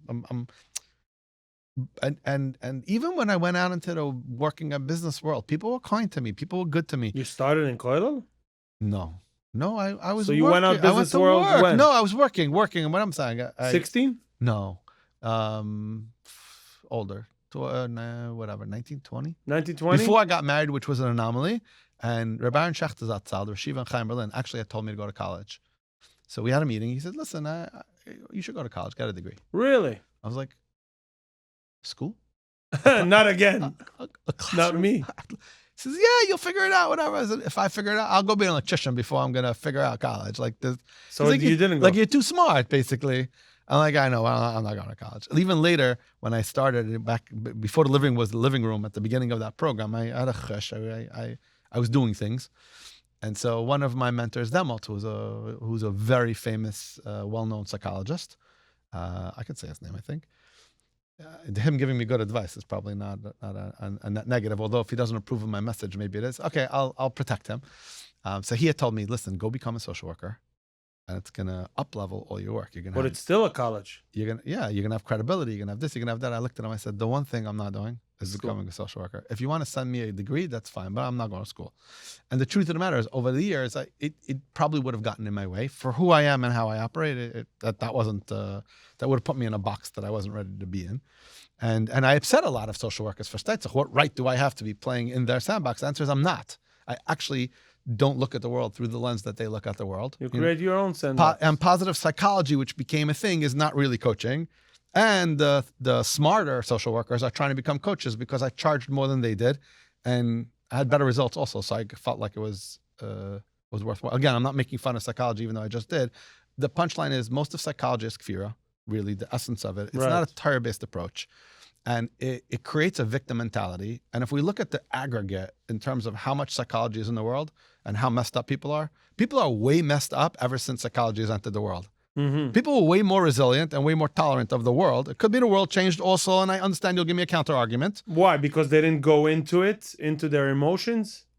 Why were they more resilient? Because if you sit around and say, wow, poor me, you'll be poor me. And if you're looking for what's the root of the issue and you're going backwards your whole life, what you focus on expands. Where your attention goes, that's where your energy flows. Wow, I can't believe you're saying that. We just had that with Rabbi Stein in Yiddish on a different podcast. He said the same idea. It's Matthias. Yeah. So when you sit in whatever you sit. What are you looking for? What are you going to find? So look for a reason. Whatever the Bashaf is doing for God. You're going to see terrible things in the world. It's true. It's orchestrated for a reason with a plan. Mm-hmm. There's a grand organized designer, G-O-D, God. Grand organized designer. Kadosh Baruch Hu is running the world, a perfectly run world. And now our job is to look at the prism. You know what prism is? A glass. You shine a light. It has all the rainbow colors. Imagine you cover one color. I don't like pink. Pink is girlish. I don't like black. It reminds me of death. Blue is not for me. Ich bin nicht das blue. I like gold. Well, you're going to ruin the whole thing. You have to look at it in all its colors, with all its facets. That's the mayor in me. Yeah. I got to shine that flashlight on the prism, and all the colors have to have equal room to shine equally. That's why we're all different. That's why we're all different. We'll always be all different. And the challenge is we all crave connection and community, which is a whole separate dialogue, which we didn't talk about. And the thing that we're scared of the most, the reason we don't have community is because we're scared of losing community. So, Mamala, we don't have community. Let me explain what I mean. Wow. You're going to chop what I'm telling you in a second. Okay. So I'm a chassid, so I belong. Mm-hmm. What if I don't feel this chassidus? I don't want to be a different one. Well, I'm out. Right. I'm done. Right. And now I really don't belong. Right. So how do I be authentically me within a construct that says you have to do this? How? You can't. So the thing we all want is community. The thing that prevents us from getting community is the community. Wow. The Baal Shem Tov HaKodesh. It's a catch-22. It's a catch-22 because we messed it up. The Baal Shem Tov, again, I don't know enough. I'm a real Litvak, right? Go for it. The Baal Shem Tov was Makar of who? Everyone. Farmers, peasants. Yeah. Didn't care what color shirt they had. Didn't care if they wore a jacket. Didn't care if they spoke English, Yiddish, or Aleph Beis. It didn't matter. MDY. Yidden. Brought them together. Any kind of Jew at any level. I'm going to walk into Satmar tomorrow and say, I belong here. Mm-hmm. You don't. Tell you even better. Some Satmar kid's going to say, this long rekel doesn't work for me. I want to wear a short jacket. He's dead. Right. Let's not pick on He's Satmar. dead just on Satmar. You understand? So even bells. So community, the thing everybody craves is connection and community. Yeah. You think you can have, if you're going to be authentically you, is what? Individuality. Everybody wants to be an individual. And every individual wants to be part of the klal. So how do we solve this? We have to change the rules for the klal. We have to learn how to be, quote unquote, a community. But you can't. If you're going to allow pink T-shirts in the community, the community is going to fall apart very, very soon. So Chabad lets pink T-shirts, and they Yeah. didn't fall apart. In fact, they're a very strong community, just for the record. And I'm not promoting or not It's promoting. funny you're mentioning. I just came back from the Lubavitcher Rebbe's. You told me, you thing. said. And I want to say this. I don't believe that lack of structure is a healthy thing. I think structure is a wonderful thing. But when someone applies to a school, and the administrator, who should never be allowed near a school, let alone in a position of power in a school, says to a young couple, you don't go the way your mother goes, therefore we're not accepting your kid in this school. What does that even mean? So you don't go covered and your mother goes covered? I have a clean home. I have a filtered dumb phone. I don't have internet in my house. My husband davens in shield 3 times a day, still in koilo. I go to work. I support a family. I live a very clean, healthy life. Wait. 1 second. Your mother doesn't go covered. You're not going covered. You can't come here. You're pointed together. Pointed together. What do you mean? I'm growing. And here's the punchline to the story. I gave you the parameters. Maybe it's too much information. And this gentleman says, Pinimius doesn't matter, only chitzonius. What? Really? Wow. What I have a lot religion to are you say in? about it? What religion are you in? And You're then I hitting get a the phone core. call. How do we navigate this? Don't apply and tell everybody else who applied to leave. Go somewhere else. You're hitting a core. I'll tell you what. We have to divide this because, yeah, there are these people, and this is probably the wrong approach that's killing the reason the community came in the first place from its core. And it's very, very sad. Very sad what you're saying now. It doesn't. It's not one story. It's thousands. I'll give you of stories. hundreds. Yeah. I have another one. But on the other side, there are good stories, and there is a reason for structure, and it does have a benefit and a positive. I don't think Yeah. that we would have survived today. Not true. I disagree. You know why? Because I grew up in a different system than you. You're scaring me. If your system is crowd control, then maybe you're right. If your system is crowd control, and you're a Belzer, the Belzer Rebbe was ahead of this curve before a lot of other people. If the system is crowd control, then you're right, you have to crowd control. But if your system is community and growing a community and building the people within the community and creating a culture of growth and development and design, then the people who don't want to fit in will slide out. They won't be pushed out.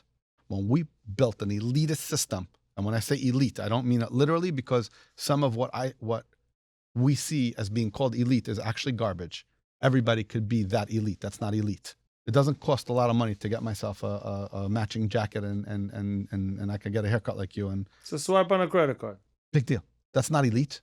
But if I live those ideals, if I believe in those ideals, I value those ideals, I understand why they mean what they mean and how they add value and how they build and grow and develop. That's why your neighbor moved out of your building, because he saw that this is just chitzonius, it's not pnimius, and he wanted pnimius. He'd rather live next to goyim and not have to deal with the falschkeit of people who just put on the jacket and the white shirt, and inside they're I don't know what they're doing. I don't say nobody in your building is doing anything bad. It's not what I mean. This was my big challenge of Bichlal Judaism all the years. I saw it only as a rekel and a dus. There's nothing inside. And it took me time until Baruch Hashem I found it. But so I sat with the Ingerman years ago, right before he was married. He was 20-something years old. I don't want to say too many details. Without names of Hasidus. Without naming any details. He was in a program, yeshiva. They were doing Kol Davar Aser. The Manal had he had Agenda. two things. Two things. Number one is if you walk out that front door without your rekel and your hat, Chitzonius. you're dead. And then he had another issue that I'm not talking about on your public But he show. knew One that minute, this is one going minute, on inside. 1 minute. He knew, he was very busy with it. This guy was sitting at my desk in my office. He said, if I see that guy walking down the street, I will kill him with my bare hands. I will kill him with my bare hands. It wasn't only because of the rekel, it was because of some other stuff. So I was asking questions to understand, like, so how long were you there? What were you doing there? What was the thing? There was nothing going on there, but the thing was that no neighbor, nobody in the neighborhood, nobody in the community should ever see a bucher from this thing walking around without a jacket and without it. When we started, right, asked me to talk about Rabbi Wallerstein, when we started BCA is Benot Chai Academy. It's a girls' high school that was started for girls who were basically kicked out of other schools and on the street.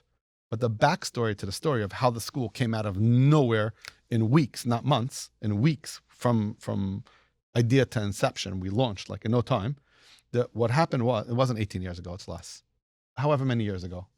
was because for a year plus, we were doing research to open up a girls' high school that was going to be alternative chinuch for a mainstream girl. We didn't want to have an alternative high school.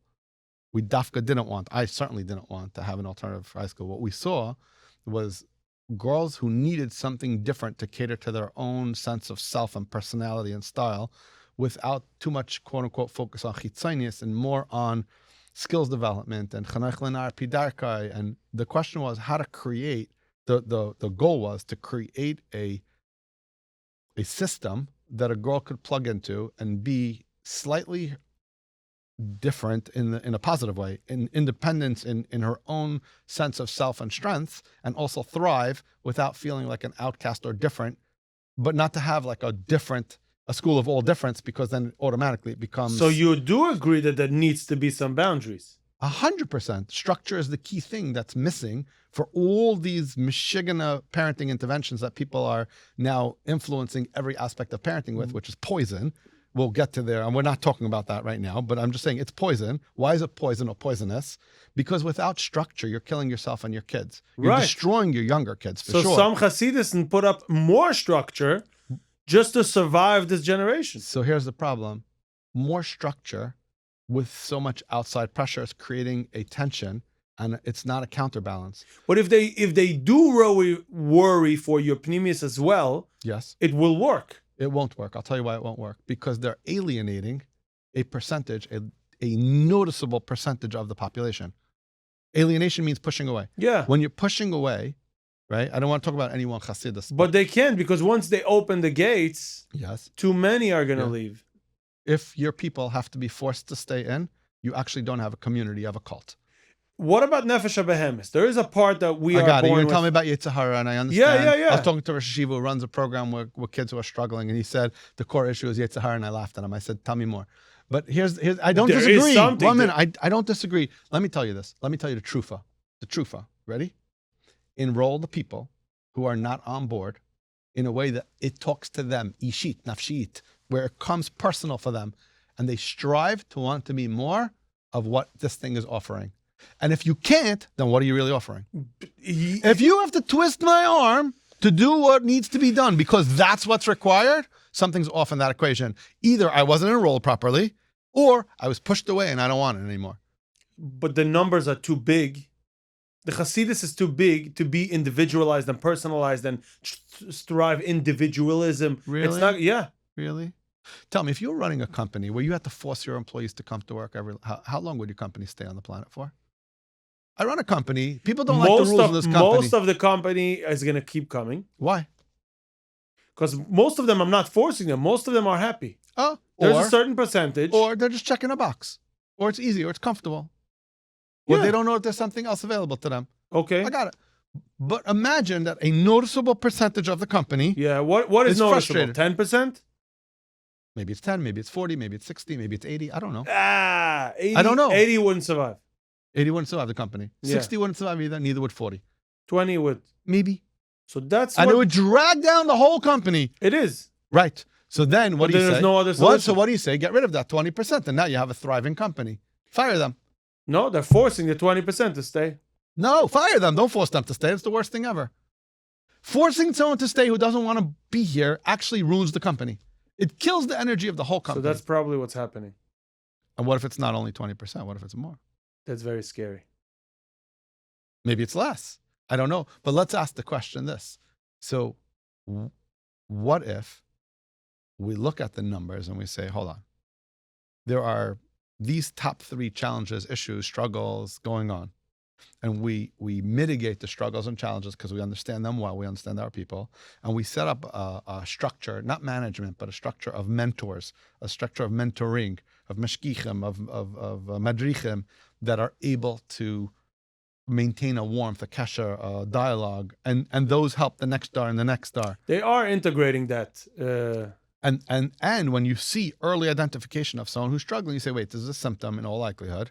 What's really going on? How can we help them out? Now, there's mental health challenges, significant ones. There's real significant. So that's there's a medical very small challenges. percentage. There's medical challenges. yes and no. But if we cater to, if a strategy for dealing with a mental health challenge is to throw 1,000 resources at it, then there's an incentive to be a mental health case, Right. even if you're not. Right. If misdiagnosis is a thing, and it is a thing, Right. right? So, and we don't call it out, we don't try to find a way around it, right? Yeah. I got a call. Whatever. I had a client that had real deficits, medical challenges, medical, emotional, and then a couple got married, was living their life, whatever. They went to someone else got involved, helping. I sort of slid out of the picture for a few years. I got a phone call. I get called down. We had a family discussion, and this young man was put through bordering on experimental level, brain damaging level interventions and medications. He was a zombie. Wow. He wasn't a mensch. He was nobody there. Wow. I got back involved. I shifted around the team already. I cut out some of what was going on. I held on to some other pieces, created some other structures. They're a thriving couple right now. They're doing incredibly well. Again, it's So not you like do Shalom Bayis as well? No, it's not a typical situation, but I had a legacy. This was someone I worked with them 20 years ago.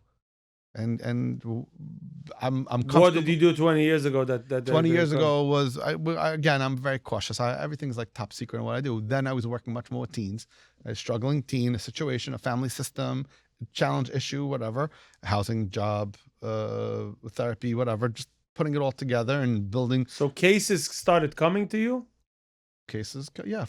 We're going back 25 years ago now. So this structure. I'm still actioning. We're still gonna go through this.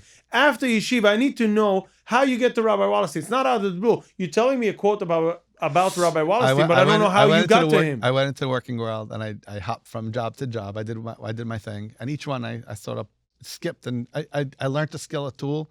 And realized this was not my place. And then I went to learn skill, a tool, a thing, and then I went to the next place. So give me the stepping stones. 5 or 6 different jobs. Okay. And then I was working for a technology company as a sales manager for the East Coast and then part of the Midwest. What did you sell? Today you know about what's called IP telephones, where you could talk over the phone on the internet. At the beginning of that technology, I was involved in that technology piece. Actually, a Belzingaman I worked for, Avrami Lemmer, who owns Copyphone. Yeah. He had another company called Page Industries, and I worked in Page, and then I left. I went to another company in between. I gave him notice. I told him I'm going to another company, but I don't know where I'm going. I don't know when. I just don't want you to leave you hanging. So he tells me, come on, just tell me where you're going. I said, I have tremendous hakursatav to you. I don't want to leave you hanging. I can't afford to stay here. It's not going where I thought it would go. I'm not asking you for more. I'm just saying I gotta go, I'm leaving. I'm going, but I'm giving you enough thing. And by the way, I might have to go for interviews here and there during the day. I'm giving you a heads up. Yeah. And very graciously, Avram is a tzaddik of a man. Yeah. Quite I interviewed him for Bells. Huge Baal Chesed, not Stam, him and his wife. They run a company. They deal ehrlich. They give a tons of stucca and chesed. Every shiel in Barapag has his tissues for free. Besides for that. It's just another side thing that he does. Sure, yeah. It's big. Yeah. And then, so this is how the Eibishter works. There was a lady who worked for a British company that I tried making a partnership between Avrumi's company and that company. And whatever reason, he didn't go to the meeting, so I went to the meeting. I met them all. And then the lady who used to work as the assistant for somebody in that company left her job and started working for DHL and was looking to get new clients. So she went back to all the contacts she remembers from her old job, called Paige looking for me. They said I left. I don't work there anymore. And she went to find me. She tracked me down. And the company that I had tried making a partnership with, so she called the salesperson, the VP of sales in that company. Do you have a follow-up number to get a hold of Ezra? Wow. I want to get his account wherever he went. And so she knew my cell phone number because we organized a meeting. The CEO flew in from London, and I met the whole team. I met the whole suite. And I was on the way. I was driving from San Francisco to San Jose. I was going to San Jose for some business thing. I didn't even know what I was doing next, or I did, but I was on the fence. It wasn't going to be. It was a stepping stone. I knew I wasn't staying. And this lady calls me and says, "I'm looking to hire somebody to cover the East Coast for our company. You know the product, you know the dealer network, you worked for like everything that you would need to get up to speed. You're ready. Except for the actual technology you met everybody in London. They don't have to interview anyone. I don't have to pay recruiters. Here's the top level salary and benefits package that I have ready. Please say yes, turn around, get on a plane, and go back home. Wow. Fly out to California. It was Erev Pesach. It wasn't Erev. It was between Purim and Pesach. And I said, I'm sorry, I have Passover, I have this, I have that. Day after Pesach, I put away the dishes. The next morning, I got on a plane. I flew to California for training. The technical, I spent a week with their team to understand their technology. And that was it. I had a new job, and I was making. Wow. I got a six-figure income, like with the benefits package. I would have gone in now to a whole conversation about Hashgucha Prutis and how Hashem will give you the job of your dreams if you just open for it. Do you know and how I be knew it ready was the for right it. job for me? I was sitting literally 4 days before, getting a parking ticket on 7th Avenue in Manhattan, double parked or in the car. The traffic agent, I said, I'm here. Says, no standing. I said, I'm not standing, I'm sitting. Yeah, I like that. I said, but I'm sitting. I'm going to use it. He's like, Walter, you got this one? Anyhow. I'm not standing, I'm sitting. What, says, you're listening to all of this? You're not bored? You ADD enough to realize like we're bouncing? He's We don't enjoying even know himself. yet who he is. He's smiling. 1 second. Can you show me my close-up, please? Okay, that's good. And his? Nice. Okay. So I'm sitting in the car. I had just left one job where I knew it wasn't enough. I took this other job, which it wasn't the right thing. It was okay. And I told the guy, I'll try. I said, I don't want it. It's not the right thing for me. He said, try it for 6 months or try it for a year. I said, I'll give you 90 days or whatever I told him. Whatever I told him, I was masking, I would do. And then I was sitting in the car, and it was a Palm Pilot days demo. So I was sitting on my Palm Pilot. Yeah. I was doing math. I was making a cheshbon. How much do I need to live? To like, what is my next step? And I came up with a number that you need to live. That not only do I need to live, but this is my income I'm going for. You're making me believe that when you put that number on a paper, stuff move in your life. The lady says to me, I will give you, and she says the number that was on my calculator. Hey, listen to me. She said the words to me. Now I really believe this. You believe in this? In this? It worked. When you plan something, Hashem brings it? 100%. You know, I'm coming back. I need to go make a cheshbon. I'm coming back. I'm going to tell you, sure? You would do it. Not only, I'm going to tell you like this. I was in Panama. In January with this January 2025. I was in Panama. I'm sitting, Walter, we got to put on paper how much we want to make. I'm sitting with the CEO of a company. We're doing a offsite planning / a little vacation, whatever. Okay. And in the middle of the meeting, it was the middle of the afternoon. It was a little bit stressful. It was very intense. I say to him, I need to have a number. He says to me, stop asking me to make up a number. Whatever it is, whatever it'll be. It's up to Hashem. It's not up to me. Stop making me give you a number. I said, I heard you. I agree with you. Now give me a number. He says, I need data. I make decisions based on data. I don't just pull things out of a hat. I said, I understand. It got a little heated, like very passionate heated. There were other people in the room. They're looking at us. It looked like it was going to be, and I'm not moving. I'm sitting. We're like even closer than this. I think we're on the same couch even. I said, I hear you. I'm with you, but I don't have a number from you. So I want to tell you that until you give me a number that you actually feel and believe, we're not getting there. So stop saying you're not giving me a number and give me I don't care if it's a low number, but give me a real number. Who knows in the market and the people in the... I heard you. I got you. But let me tell you something. You daven every day? Yeah. You daven for Parnusa? Yeah. How much do you daven for? Whatever the Eibishter wants to send me. Liar. I tell him, you're a liar. You're lying. You're lying to yourself. You're lying to me. Until you don't give me a number, I don't believe you're actually davening. The minute you give me a number, it's a number you're scared of, you're going to start davening for real. We're going to upgrade your davening after this trip. You're going to daven differently. You pick a different number. What's his name? I can't tell you his name. I was kidding. You don't have to. I wanted to throw you off. Wow. And he gave me a number. Wow. He gave me a number. And things are climbing. It's moving. We'll see. This year, we'll see. Bro, how long ago is this? January this year. Wow. Let me tell you something even crazier. I come home. And I'm looking, I have a document I started 2.5 years ago where I plan my week and I look at my month and my quarter. Just a quick thing, celebrating wins. I'm working on, it was post-surgery. I need to anchor myself on certain things, even little tiny lessons, wins, insights. 2 years and 1 month to the date before I wrote, business owner's trip to Panama for planning and fun. Took 2 years to happen. It's true. Maybe it was 1 year. It's 1 or 2 years. I don't remember if it was 23 or 24. It's in that document. And I only saw it because when the document opened, I was scrolling for something. And all of a sudden, I jumped off the page. I saw Panama because I was just in Panama. I was like, what? I planned this trip 2 years ago? I'm slow. I'm talking slow. I wanted to call a doctor. Dude, I'm slow. Yes, it works. Number one. Number two. Does it work on your timeline? No, because timeline is not nagaya, really. Number three, do you really believe it? And is it really good for you? And is now the right time for it? So maybe it won't work. Based on what you just said. There's a lot of variables. Something is going to happen, though. Mm-hmm. Something is absolutely going to happen. There's no shala. And here's the other thing. And we're going to go to September 11th. So I'm working for this company. Not yet. I need to go up the chain. You went up the chain. It's already 1990. Nobody knows if you do Shulam Bayis, if you do psychedelics, if you do... how did you get Rabbi Wallerstein? What do you have to do with Rabbi Wallerstein? I did. Okay. Rabbi Wallerstein was like my brother. Rabbi Wallerstein came. So I'll give you the background story. How did it happen? Fine. I'll tell you the story. It has to come from somewhere. I'm going to give you the story. You didn't fall from the sky. I got the story. I'm married. I have a kid or two. Second kid. I'm working for Rami Lemmer. I'm that I got. You got. I'm living in an apartment. I'm basically getting by. I'm trying to grow. It's the guy. I'm already by the lady who gave you the job you wanted. The next one, right? Yeah. It's 2000-ish, 1999 maybe, 1999. I come back from the country in 2001 like everybody else.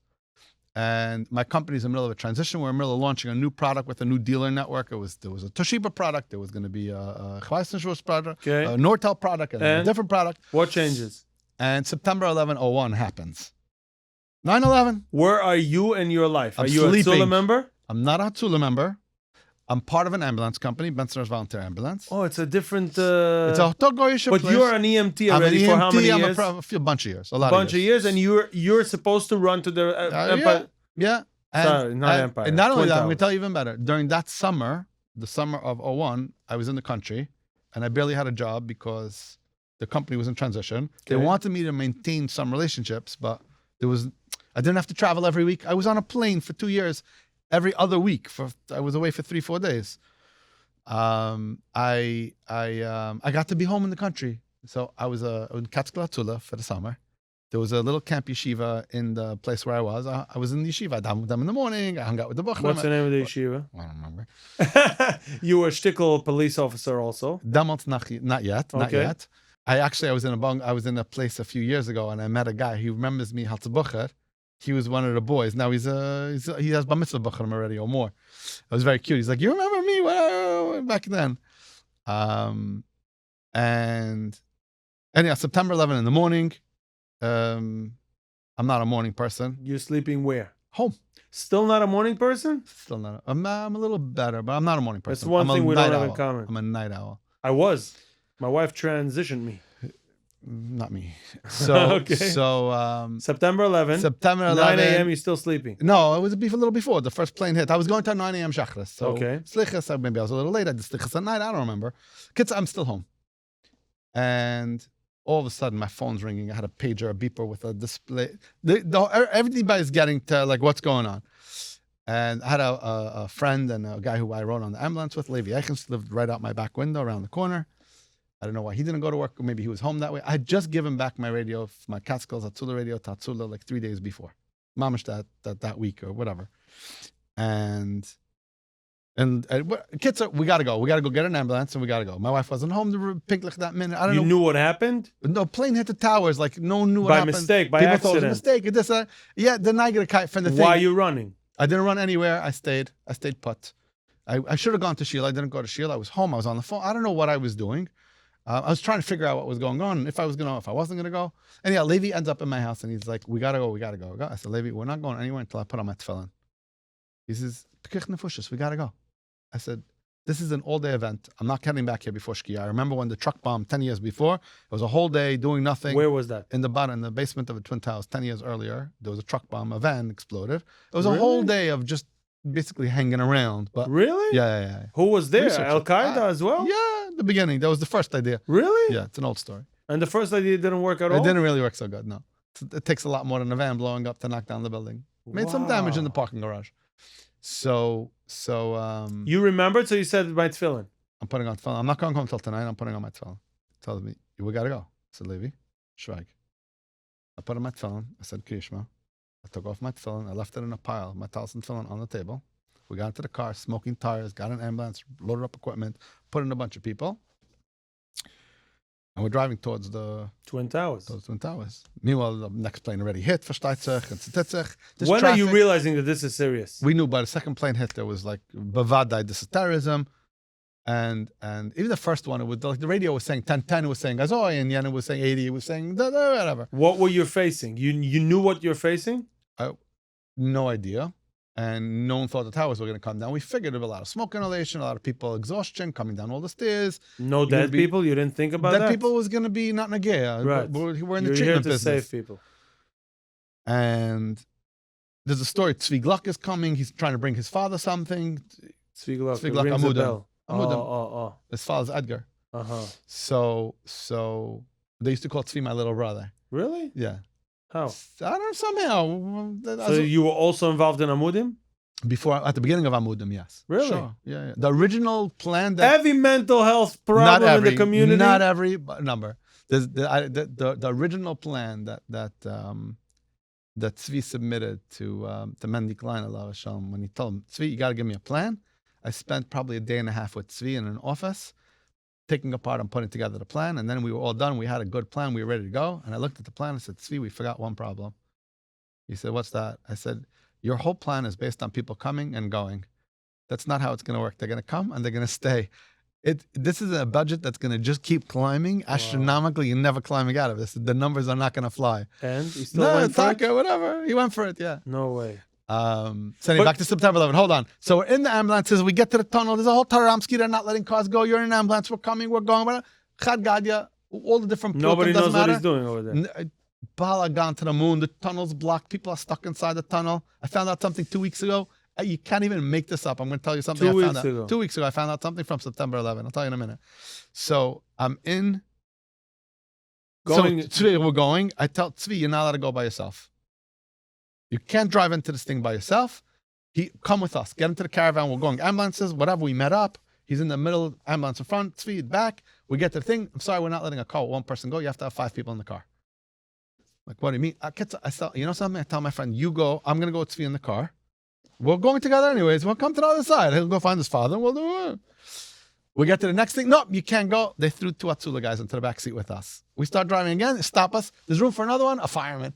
An off-duty fireman. Wow. They packed this car like sardines. We're in his old Crown Victoria. Towards Manhattan. Towards Manhattan in the Brooklyn-bound side. And the outbound tube, we're going this way. Levy's ahead a few cars. He comes out. He gets up to the top of the thing. And the tower comes down. Takes off the light from the side of his ambulance. That's how close he was. Tracht a minute. If I didn't put on tefillin and I would have listened to him, I have a picture of where we were going. I don't think we would be here. Time-wise. Yeah. You 90 were seconds. saved. You hab tracht a minute. I put on my tefillin. I said, Krishma, wie lang nimmt es heranzugehen, put on tefillin, schnell, läufe dich, and say Shema and run out the door? Probably 90 seconds. 92 minutes. You saved your life by putting on 12 people. tefillin, 12 people's lives by putting on tefillin that morning. Yeah. Nishkan Shala. I didn't see it right away. I only saw it in the replay later. I was like, wait, there's all these moving pieces. This one, there was an argument. We fought about it. He's down. What are you doing? We gotta go. I'm like, I am not leaving without. There's 100 people there. There's 1,000 people there. We're not even gonna get close to there. Leave me alone. We're gonna be there a whole day. Wow.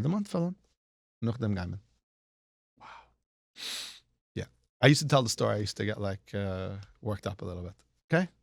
Wait, you said you just found out something 2 weeks ago. 2 weeks ago, I'm sitting Friday night by my neighbor's house. Tzvi's stepsister. Tzvi's father's first wife. My neighbor. And somehow September 11 came into the story. And Mrs. Staffeld is telling the story. She's a few cars away from the end of the tunnel on the Manhattan-bound side when the tunnel collapsed and the thing started filling up with smoke and somebody was having an asthma attack and they didn't know where to go and they ended up. And I said, wait a minute. Do you know where I was with Tzvi while you were on the tunnel? We were on the other side. They were coming here. They were stuck in traffic for 2 hours, an hour, whatever, however long. I don't know time. An hour, 45 minutes. I was on the other side of that wall and the tube going this way, making a U-turn with the smoke, thinking we were dead. I said, say Shema Yisrael. I said, that's it, it's over. What we saw, that cloud of smoke coming through into the tunnel, we were sure the tunnel just got blown up because they're blowing up stuff, and we're drowning. There was no way out. There was no way out. We were trapped. And all of a sudden, we see this cloud ripples. Brooklyn battery tunnel. Yeah. And you... So could you imagine? How long did it take for you to get out of the tunnel? We made a U-turn, the guy, whatever. I don't know. You were breathing all this in? Some of it. The car filters were all bakak. The car died after 2 days because it was so verschmitzig the night. And how did you breathe in there? I don't know. We did. You never had problems? I know. I went for testing, Baruch Hashem. No. And the other thing that I did, I don't even know what possessed me. When I left that morning, I took stuff. I took a mask. I don't even like masks. I couldn't wear a mask the whole COVID. I have trauma from Nemot. I wore a mask on September 11th, the rest of the afternoon. We got there. It's a whole separate... The whole day I was there, Kitzer, or most of the day. But I went with covering on my face. Most people didn't wear covering on their face. I did. You had? I brought with me. Why did you have? Oh, Atzula members, EMTs have. Yeah, I don't know. I thought about it. I was training.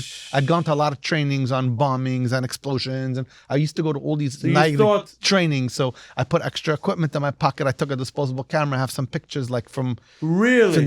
Yeah. And then last year... You can still send them to me?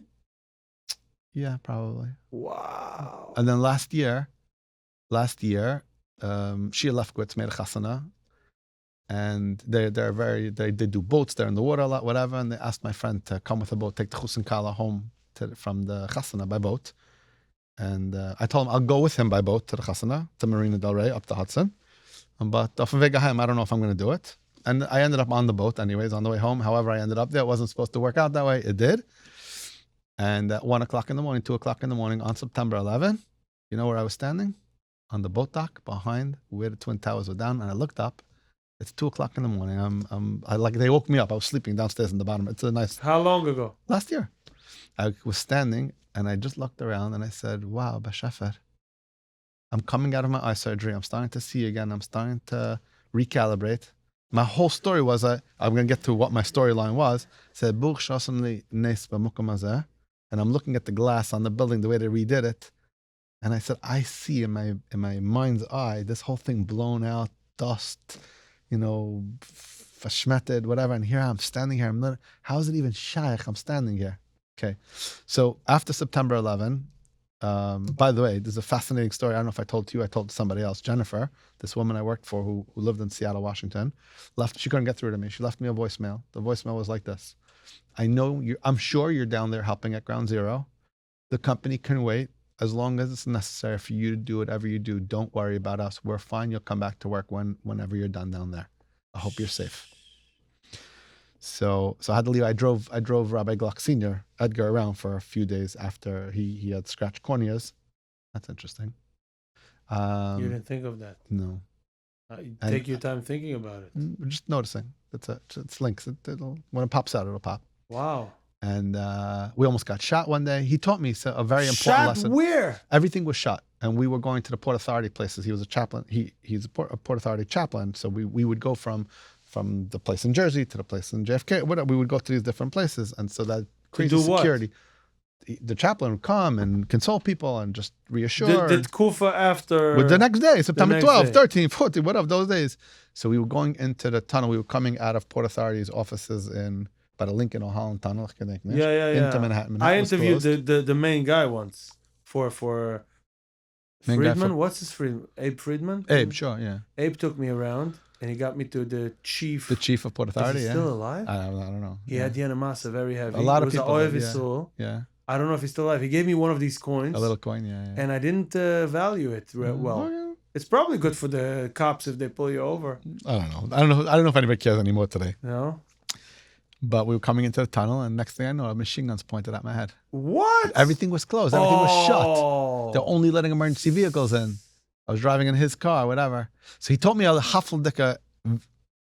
Your screen changed colors. He told me. How does that happen? Oh, time? Yeah, it's on the. He told me. Yeah. Screensaver every few hours. How many hours in are we? 2 hours. 3? 2? Yeah. If you want to take a break, you let me know. Yeah, I want to drink water at some point, but here's the thing. Just over 2. He said, let's work with respect but if not, then fear. So it became a klal for me that I work with everyone with respect. But if you don't respect me, then you're going to fear me. Huh. Think about that. When you said it in his name, I didn't think of it that way. I thought even if we fear, we can still go forward. We could also, but I'm talking about how to interact with officials in different capacities. And you need to get what you need to get done. He was a klal mensch in ways that he was trailblazing. He's still alive? Yeah. Wow. Why did you go in his car? I guess I was filling in for Tzvi. I told you Tzvi was my little brother. I was driving him. I don't know. I was helping out. I like service. I told you. I like to help people. Wow. So I want to anchor the story, but so there were lessons learned all the way. Even in this traumatic events, there were lessons learned, real lessons learned or being learned.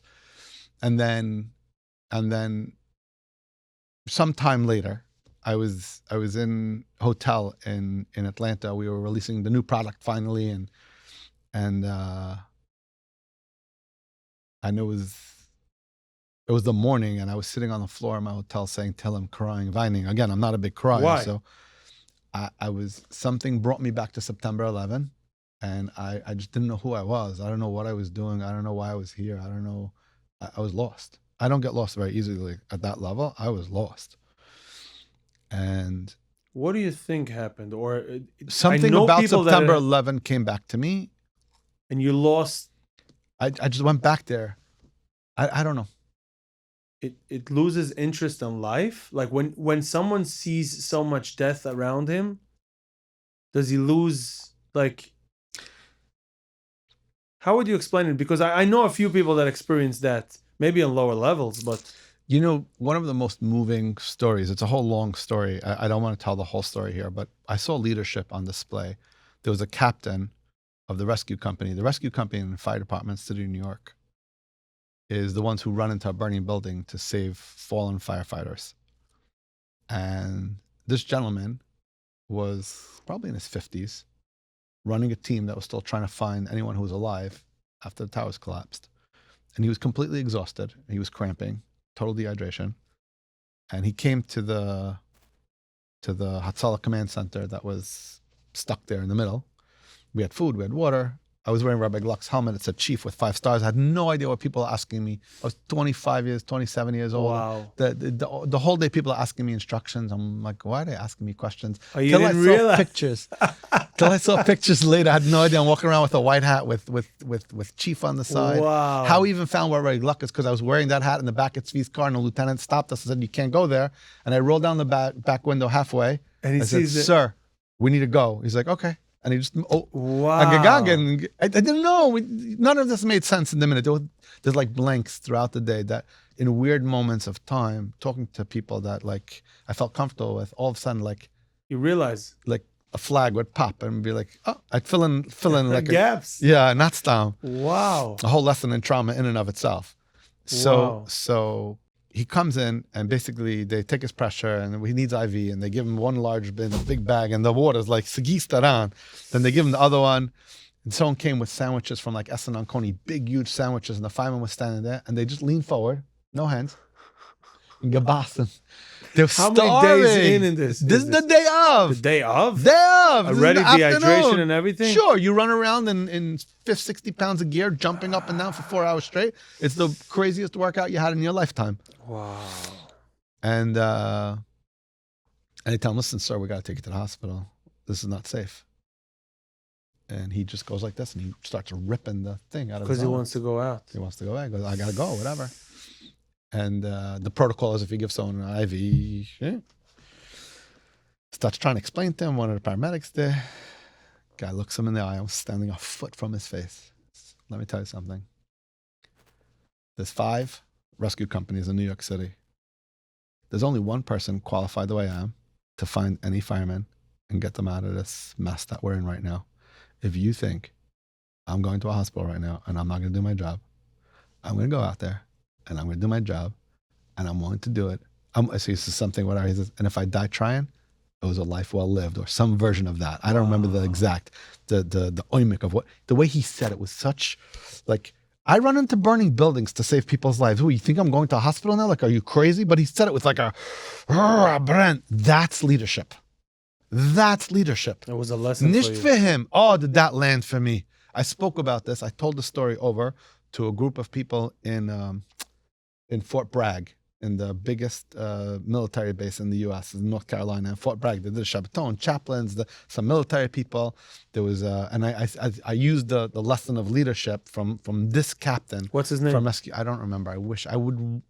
Maybe he's still alive. I should find him. Let's go look for him. We should. I would love to go with you just for that, to meet him. I would love to meet him. Tell him his lesson and come back home. If I could track him down and find him, I would love to meet him. Well, we will. Okay. We have I know Google who to ask. We have Google, we have AI. I'll call someone in the fire department. That's it? I'll find them. We're going to find him. We'll find them. I want to come along. No problem. You're invited. Wow. I've thought about going to find them a few times. Well, we should do it. Yeah, there's a policeman whose life I saved. Also, Shamayim, how I saved this guy. How? I was going to fill up with gas, and I have a rule when I'm in the ambulance. If you're filling up, wherever you're going, wherever precinct you're going through, you just listen to the police radio. You know what's going on around you if something's happening. And all of a sudden I hear Shirayan on the radio, get me a bus on a rush. My partner is down, something, whatever. The guy's yelling. I'm saying it very not. Where is it? How far I is have he? no idea where it was, but I am listening to the area where So what are you doing? I'm listening where. Finally, the guy starts saying, I look up, I said, I'm 2 blocks from where this guy is. So you started wondering. We go jumping. There we get. Another guy's coming. Everybody's flying, whatever. And this guy got hit he was chasing, the 2 cops were chasing, they were running in the street chasing somebody. Okay. And a motorcycle was speeding, came and hit the cop and sent him flying, and he landed. So both guys got hit. The motorcycle? The perpetrator, or the motorcycle guy, I don't know. Oh, There was somebody who was lying under a car saying, please help me. And there was the cop in the middle of the road, and something called Cushing's. When you have a severe brain injury, you go like into a frog position kind of thing. And it's like minutes. People don't survive this. Oh my God. People don't survive this. So I turned to whoever was there. I said, just get somebody to help him. I was there with another Ingamante. We were in the ambulance together. We scooped him up. We got him into the back of the ambulance. We went to Lutheran Hospital. The cop, the paramedics. I don't know if the paramedics jumped in the back with us or not. I don't remember because they came by then. But we were, we were right there. I'm saying the doors to the ambulance. We just threw them in the thing. We started going. The cops made an escort to us to Lutheran. We were flying. They were going so fast. But he was in an OR in minutes. And so they took a part of his brain and they put it inside his kishkis to support it while it was healing. He had terrible bleeding in his brain. They do this. It's a strategy. Too much information, bro. Gross, right? But Lamasa, he could have gone with 3/4 pay and retired from the police department. And? He chose to stay on, and he works. He has an administrative job inside the police No department. way. I went to visit him in the rehab. I gave him a book on parenting. He had two kids, a A teenager. book on parenting. No, a good one, easy one. I wrote him a little note. The guy almost died. Yeah, but he was stuck a year in a rehab. He's going to come home to his kids. He wants to be able to connect with them. This is amazing. And We should go meet him too. No, he doesn't want to meet me. I reached out. Why? I reached out, and he said he doesn't want to. What? I respect it. Do you mind thinking through why he wouldn't want to Nope. see you? None of my business. I respect Can you it. give me one reason why somebody I wouldn't didn't want think to? about it. It's not important. He doesn't want to remember it. He's not interested. It doesn't matter. Wow. It's Doesn't too matter. scary for him? I don't know. It's fine. Wow. Maybe the chief also doesn't want to meet you. Oh. So anyhow, Wow. so let's get to the punchline. You want to know, how do I meet Rabbi Wallerstein? So I got to Wait, how do you Bichlal get to mental health? And where does the living room come in? So those steps, just those steps. So I was tutoring already when I was in Beis Medrash. I was tutoring like one kid here, another kid there. I had a chish. The guy that didn't like Cheder and didn't I didn't want to like it. I just didn't. I didn't do what they wanted me to do. Okay, and now you're teaching. I'm helping a little bit. I could help a little bit. It was good for me. It gave me a little chias. It gave me a little. I thought you were know. working. Before. Before working, you were tutoring. I was already tutoring, and then after that, I picked up a kid here. I picked up a kid there. I had a chish. I was While able to, doing the jobs, while doing all these work, you had a kid here, a kid there. Yeah. And then, What? Mechazik. Yeah, mentoring, At helping, home. talking, whatever. Yeah. They Found send them- you. Yeah, go out for lunch. Have them come over to the house. Whatever. Doesn't it become like a net? People reach out to me to get me buchim like that, like one here, one there. I know I can help a lot of buchim, but I'm too in my bubble of producing, Okay. so I'm not getting really opportunities.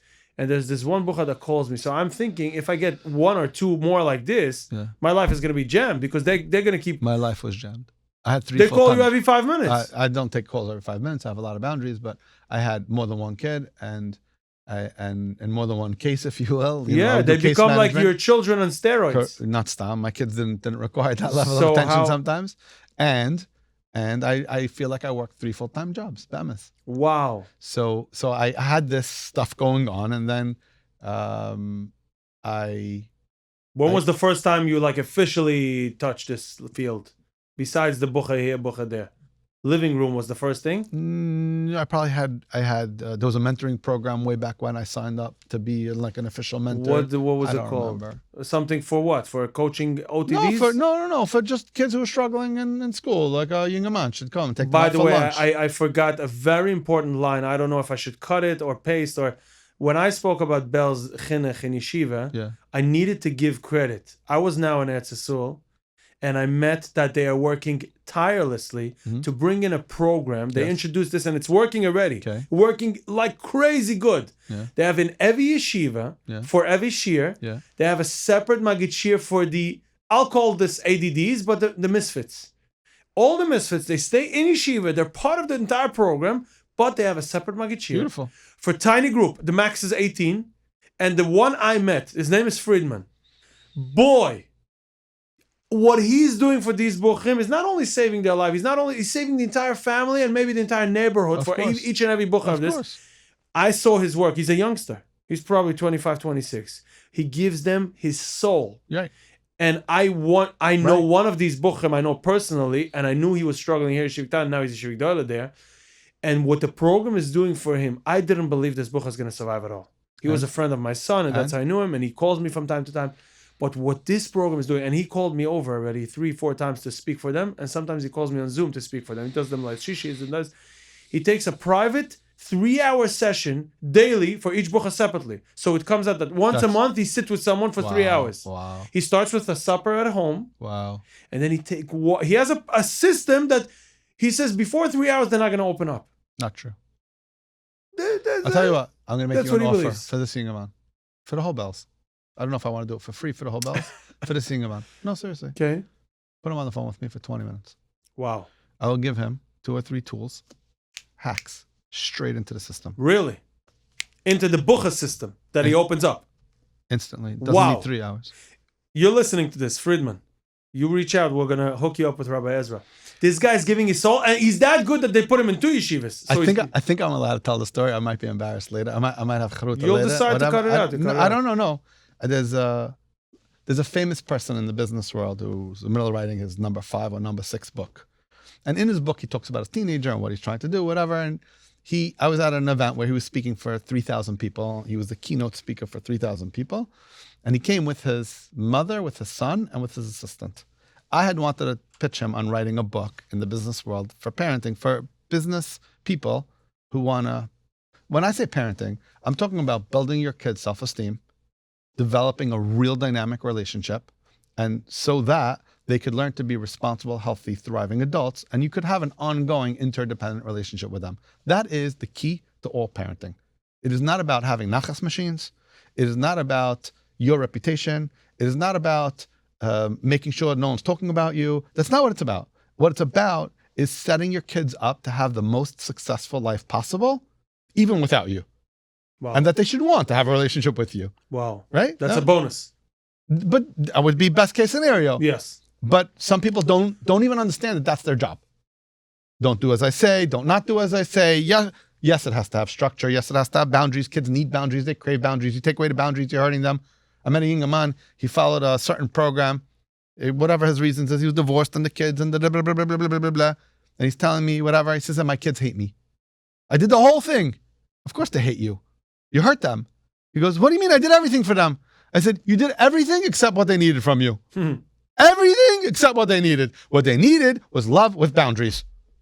Wow. What you gave them, you bought them this and you sent them on a trip and you did and you lied to them. You told them that you're happy with them even though they're doing kol davar asar. Say, I hate that you're doing kol davar asar. I love you. The behavior is horrible. Just split the two. Big deal. It's not hard to do. Wow. If you don't know how to do it, it might be difficult. It's not hard. It's easy. Kitzer, I'm in this thing We're in the back of a room. Another one of our common friends is presenting. It was like a breakout room. You're making me want to get up and go hug my kids. You should go hug your kids every day. Yeah, they're in camp. Every day. Send them a hug through your heart. I'm gonna ride out tomorrow. Tomorrow I'm filming a What a Day full day. Upstate? And it's finishing upstate. Oh, okay, it's nice. 6 locations. We're finishing upstate. Wow. I still don't know how I'm coming back, but I'll grab a car to go Bonus. there. Yeah. So I turn around, I see this kid. He's sitting in the back. Yeah, typical 15-year-old kid who's going through life. Tutzach. Yeah, I think he's adopted also, if I know the real story. wow. I think so. Why wouldn't they speak about it? They do. It's not a secret. Okay. He talks about it. But I look at him, something happened, and I whispered something in his ear, and the kid looks at me. He's like, you know, like that I don't want to say angry, that the teenager, the typical moody, broody, he's not a bad, he's a wonderful kid. He's a good kid. He's going to go somewhere in life. And then I don't even know what I told him. And I go like this, and he gives me a fist bump and a smile. And Benjamin Hardy, the PhD who's writing all these books on whatever, turns around and goes like this, because the kid's smiling and fist bumping with me in 90 seconds. No 3 hours, no conversation. Now, that doesn't mean we have a kesher and I'm working with him. Right. I'm not. Right. But the punchline is you could click. get through a zosh now. It's possible. But you have to not be messing it up. You have to come with the right energy. You have to see people in a positive Would light. you recommend me to go? I get requests to sit with Bucha. I know I can influence them Yes. in a tremendous way, but I'm scared. Of what? It's going to burn all the time I have. Put boundaries around it. I'm not good at boundaries. So learn. That's it. We are sitting now almost 3 hours. We still didn't get my story. I know. And not that part. The other part, we got way better content than I wanted. But I feel like we just burnt 3 hours and there's something you want you didn't get yet. no, Just for the record, I'm telling you. So I'm telling But you I don't right know how now, this works. So I'm telling you right now, this is great. I'm happy. Okay. We don't need anything else. There is one thing Do you that know I'm how going to much I finish have with. to tell you? Exactly. There's one thing I'm going to finish with that topic that you wanted to open, and we're going to open that with fire. I forgot what it was already. I know. I know like what it is. 2 yesteryears ago. It was. But what I'm saying is, we spoke about time, losing the Yes. fit. I right now am enjoying so much. You don't know what time it is. Exactly. Correct. So And what I don't know that it's 3 hours if if Walter he would wouldn't tell tell me. me. So Yeah. I don't either. I'm very familiar with this. I can sit with a bucha for 5 hours and not know. I was going to a chasana Monday night, and my wife was sitting in the front with me, and Mrs. Lisa Elephant, who has an organization called Adopt a Shatchan. You should actually interview her. Are you want to interview a lady? We'll get one in a man. So AI. she has 300 plus shatchunim all around the country. Wow. And she comes up with initiative after initiative after initiative after initiative Initiative to convince to help help the shatchunim be able to read Moshe Dichem. Now, this is very close to my heart. My oldest, I started talking about her earlier, is a riesiga put together with it. This is a girl who went to BYA, BJJ. She's not me. She's mainstream, normal, healthy, balanced. How does this happen? We are so ADD and our kids are so good. How does this happen? Daibishta. Daibishter. Daibishta, klud. But does it go like that? It skips a generation? It could, yeah, because the kids rebel. They don't want to have ADD like the parents. But the grandchildren, they'll have fun. My son and my father click, so they learn together. It's beautiful. I never learn with my It's father. I beautiful. don't want to learn with him. Because you have the conflict. He doesn't have the conflict. That's why that's why when you see the consistency and the throughput, it doesn't break too easily because they resolved. Sorry, Tati, I didn't mean anything. All those mechanics. He loves you. I know about this. I love him too. Anyway, I love you too. I know you love I him. want I'm to learn saying. with you, but there's Not inside. Not inside. not inside. You know something, Ari? I would love to learn something with you inside. Not If anyone in the world is daring enough to say, I could help you learn a Gemara inside, I'm comfortable. I don't want to do it. I understand you don't want to, and I'm not going to tell you. I'm inviting you that if you ever choose that you want to, I'm 95% certain we could do it easily and painlessly. And whatever thing is there is not really there. You just think it's there. I agree, but I don't have an interest of getting tired of it. Right. So let me tell you my own struggle. I tried so many different things in my life, and probably more didn't work than did work. And I don't have like that I have the sipuk. I have like what I call bonus miles. I started this program. I was involved in this thing. I didn't do anything. The Eibishter put me in the right place, in the right time, with the right people, the right partnerships, the right co-pilots, the right whatever, so that something can move. And Baruch Hashem, they were there and I got to move on because now it has a kiyum and it keeps going. And if they ever need help, they could call me and I'm happy to jump in and try to solve something. But please don't make it my long-term thing because I need to move on. So far, so good? You said so many kinds of words just to explain this. So it's so geschmack to listen to you. I've thought about it a lot because I have this dilemma of my whole mission all these years was, so after September 11, going back to the story, I have a meltdown. And the only solution I have is to go to the Koisel because I'm outcome oriented. I'm sitting on the floor crying, saying, tell him, I don't know who I am. I don't know where I am. I don't know what I'm doing here. And I'm machlet that another $1 million in technology sales is not going to do anything in the whole world, doesn't change anything for me. So I called home. My wife chaps right away. Something is off. Luckily, my passport was at home. So I said, I have to go to the Koisel. She says, you're going to come home first, right? I said, yeah, my passport is there. Why would someone think to get up? That's my place. That's the only place I have. When were you there last? I don't know, but I needed to talk to my chef for personal. I needed a meeting. And it only happens at the Koisel. I needed a meeting. Wow. I went for 3. I stayed for 10 days. All I did was b'shefer and himmel. Please help me figure out what am I tafka? What am I supposed to be doing in this world? And if you're not going to tell me straight out, because why should you? So at least when it's passing me by, when it's knocking on the door, I should open it. I should chap. Because how many times it's sitting right here and you don't even notice it. Exactly where we started from. It's sitting right here and we don't know about it. Gets it. I come home from Eretz Yisrael. I go into a client that night. I had 2 from and one non-from. My entire business, I had like 3 Jewish clients. One of them had a problem while I was gone. I get there, there's nothing wrong with it. And I tell the young woman working there, who's clearly not Jewish based on the dress code or lack thereof, whatever you want to call it. And I say, have a nice weekend. And she looks at me and goes, you don't take a Shabbos? Wow. And I felt like less than 2 cents. That was before the course or after the course? On the way home. It was the night I came home. The next day, whatever. It was within 24 hours of coming home. Okay. What hit you so hard? How did I miss that this is a Bas Yisrael? Doesn't matter. How did I miss the She worked very hard that you should miss it. Correct. But I know better. And I was already working with teens and I was already busy involved in volunteering. So you're surprised of yourself that I knew what I knew and I missed it. And she laughed at me because she knew that there was no way I could have known. And I was so flustered. I said, can I make it up to you? Maybe you want to come for challenge one Shabbos? I didn't know what to say. Gets it. No, it's no problem. This, that, the other thing. Lamasa, she came? Lamasa, she came, and I got to know a little bit more about her story. I offered her, if we got you an apartment and helped you subsidize it, whatever, and put some other girls, and there was some structure. No Chil Shabbos, no boys, whatever, simple structure. We're not going to manage your life. You'll be responsible for most of the rent. She said yes. Why, they all have jobs? I would get them jobs. So the next day I went to the living room. Who needs an apartment? A few people said, I need an apartment. How can you pay rent? I can't. I need a job. Okay.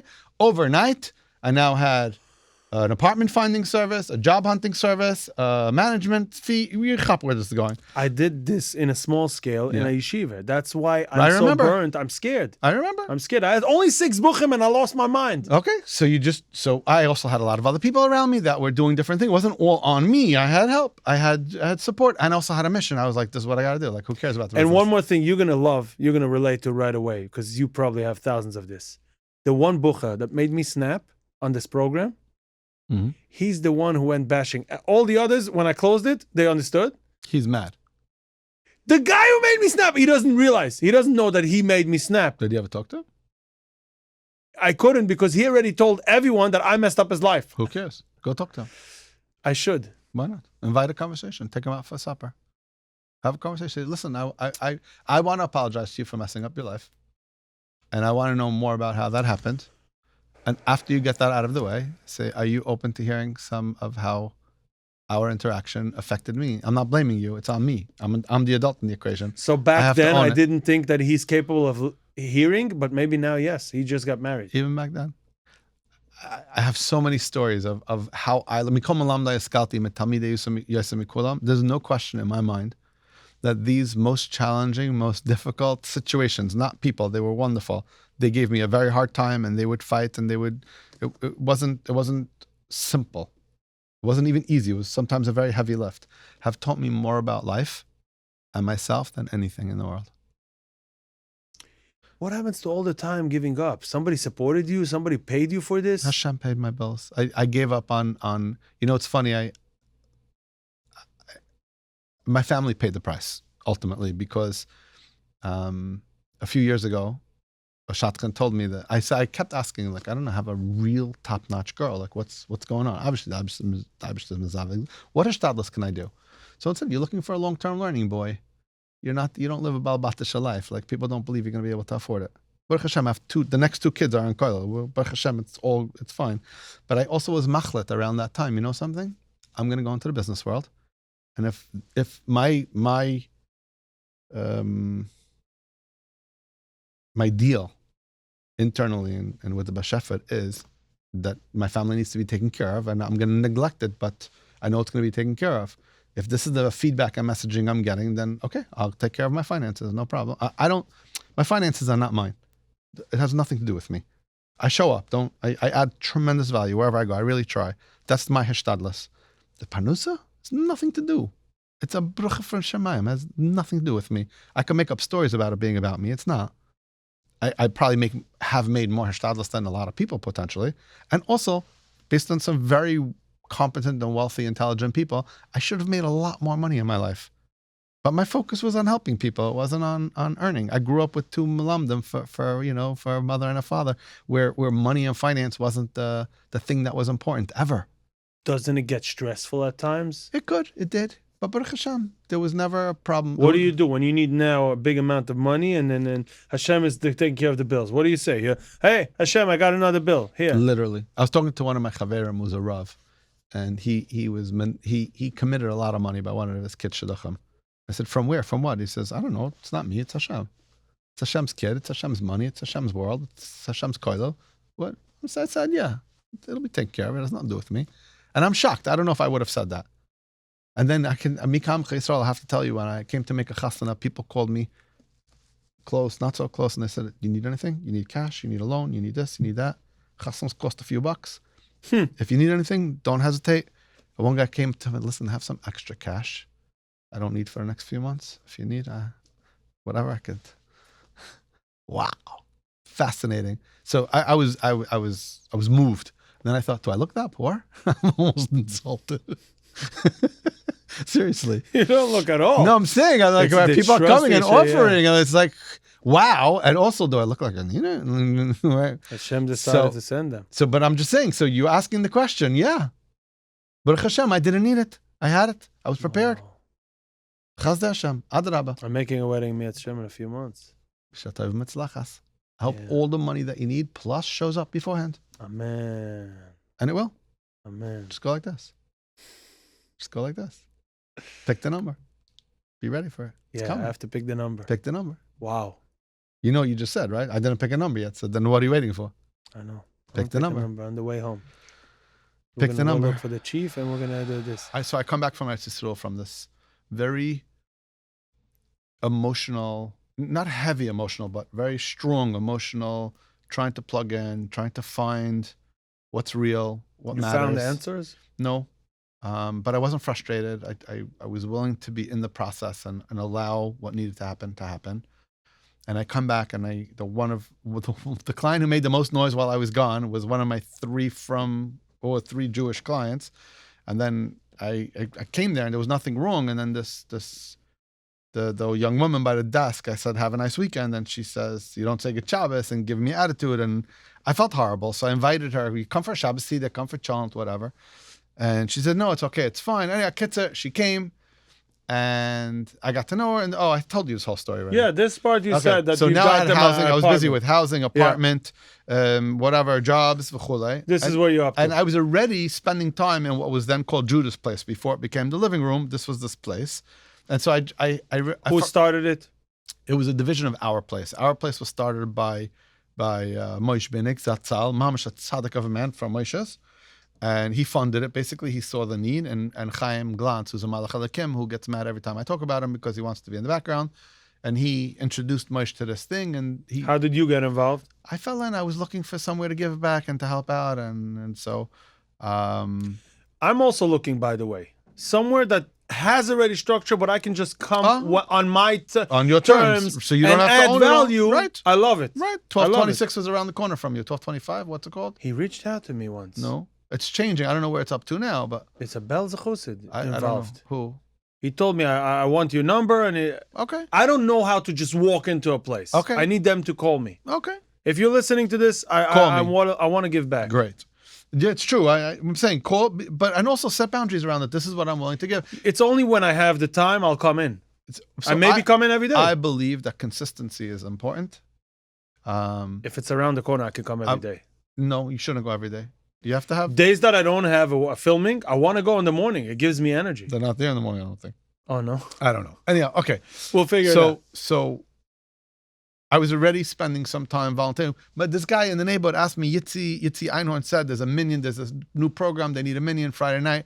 Come, let's go make them a minion. It means bringing 8 friends in 2 cars, getting one kid to put on a couple. They said giving the minion Friday night, and then that grew. It actually, the outgrowth of that minion is one of the shuls, and it moved into someone's house, and now it's a shul in Marine Park. Really? Yeah. A solid shul. A regular shul, yeah, with a minion, yeah. And the Rav of that shul, so funny, was my tenant before he moved to bought a house in Marine Park, which is Stam Agav. Nothing is Agav. I'm saying when you see all these little pieces, you're like, okay, so you chapsich. So I was volunteering there. Then this became like a fanem. This was taking a lot of time. And then I got a new boss, a guy from Rhode Island, John. I used to work for this woman in Seattle. He wasn't so on board with my shenanigans, with whatever. We were traveling together once, and my phone rang, and the next phone, and this and that. He said, I don't know what you're busy with. It sounds really important, but like if you'd spend as much time on work as you did on whatever else you're doing, you'd see a bigger bump in your numbers. And I had like a moment, and I said to him, listen, John, I have a deal with the Almighty. You take care of my kids, I take care of yours. I'm doing God's work here. And I basically outsell everyone else in the company 2-1. So my numbers are okay.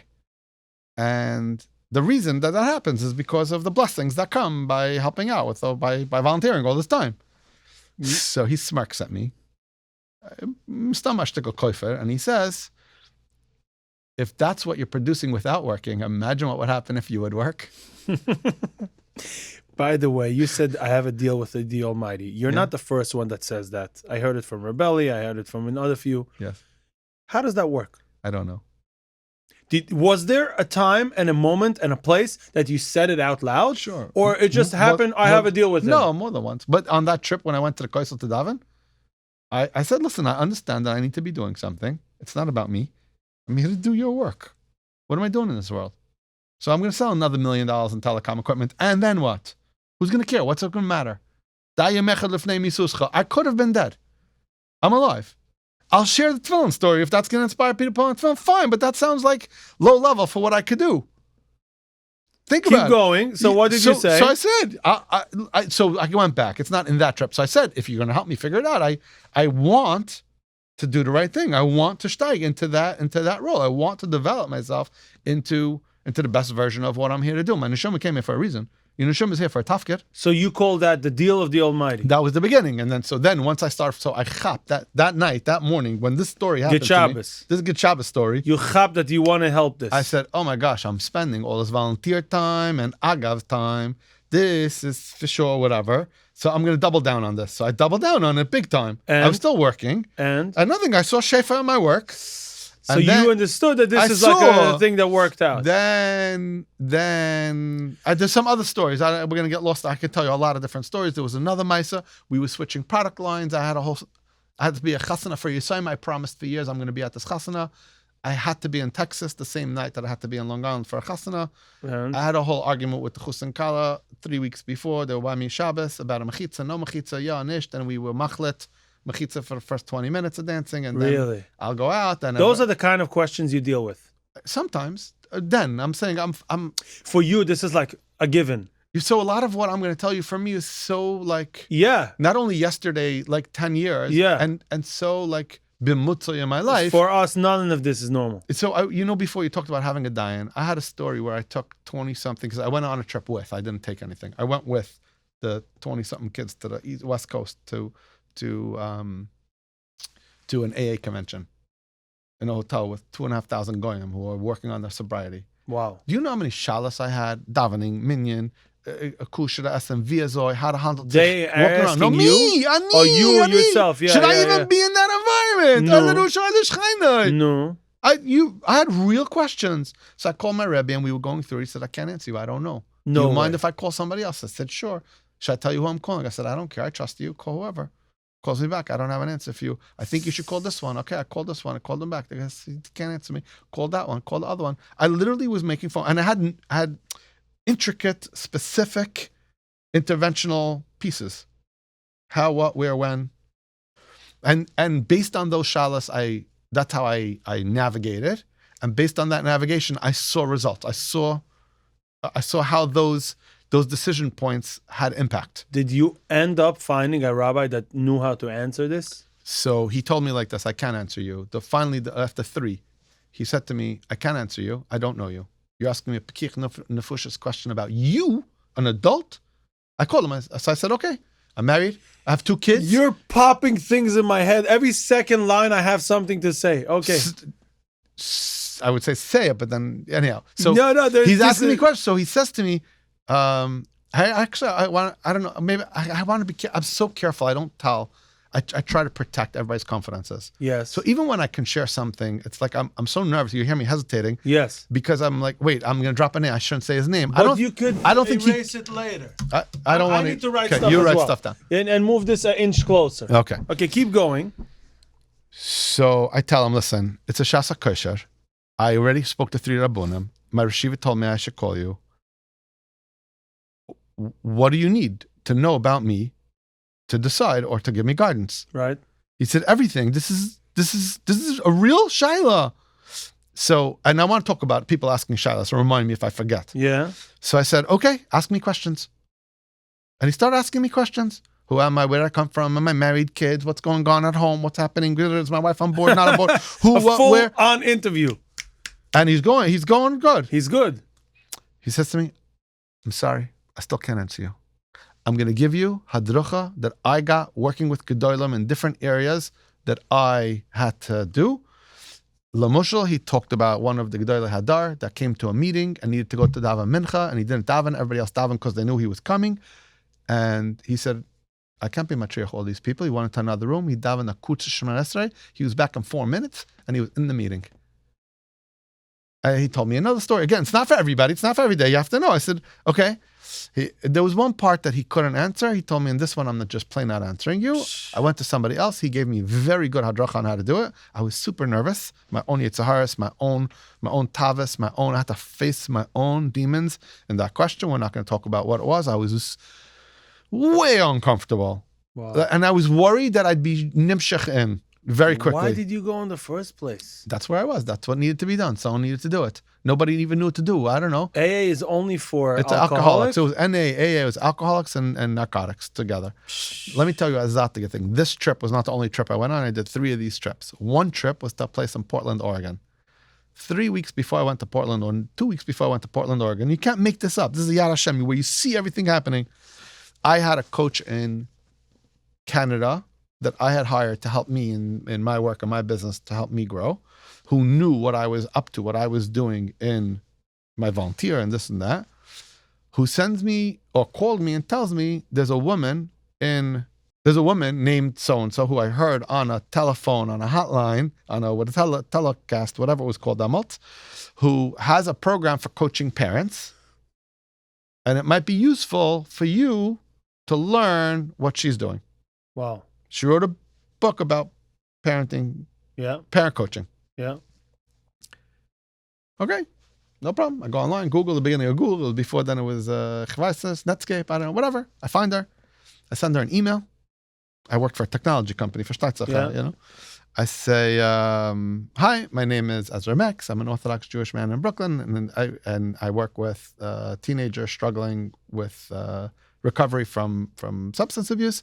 And I heard you have it's the longest run-on sentence, 3 questions. I am going to be at an AA convention in downtown Portland. I see that you live in Portland, would we be able to get a cup of coffee on Friday morning? I'd love to meet you. The reason I remember that email is because for years she would introduce working with the Orthodox community, getting to know me. She said, I read Orthodox Jewish drug addiction, and it was a Tata de Sasri. Right. Sie nicht getäuscht, nicht gestimmt, how's it shaykh? For 90% of who's watching this, is still a Tata de Sasre. Okay. What would you say? What's not a Tarta de Sasri, you don't have to know that that's what's going on. What's not a Tarta de Sasri is if you walk down the streets of any from community, whether it's Flatbush, Bar Park, Williamsburg, Monroe, Skvir, Lakewood, pick your thing, right? Even in Yerushalayim, you can't miss that there are kids in our community from every stripe, from every sect, from every size, whatever, that are struggling, obviously and non-obviously. The kids who are obviously struggling are going to get some attention because they're obviously struggling. They're waving a flag saying, I'm trouble. You know what you're not going to see? The double, triple numbers or quadruple numbers of kids who are struggling and you don't see. And they're suffering silently. But then when you find out that there's a huge problem of young divorces, you have to ask yourself why. How is it that we have such a huge number of young divorces? Wow. Kids coming home at 19, 20, 21 with a child or without child. Where's this coming from? And I'm not blaming anyone. This is not about blame.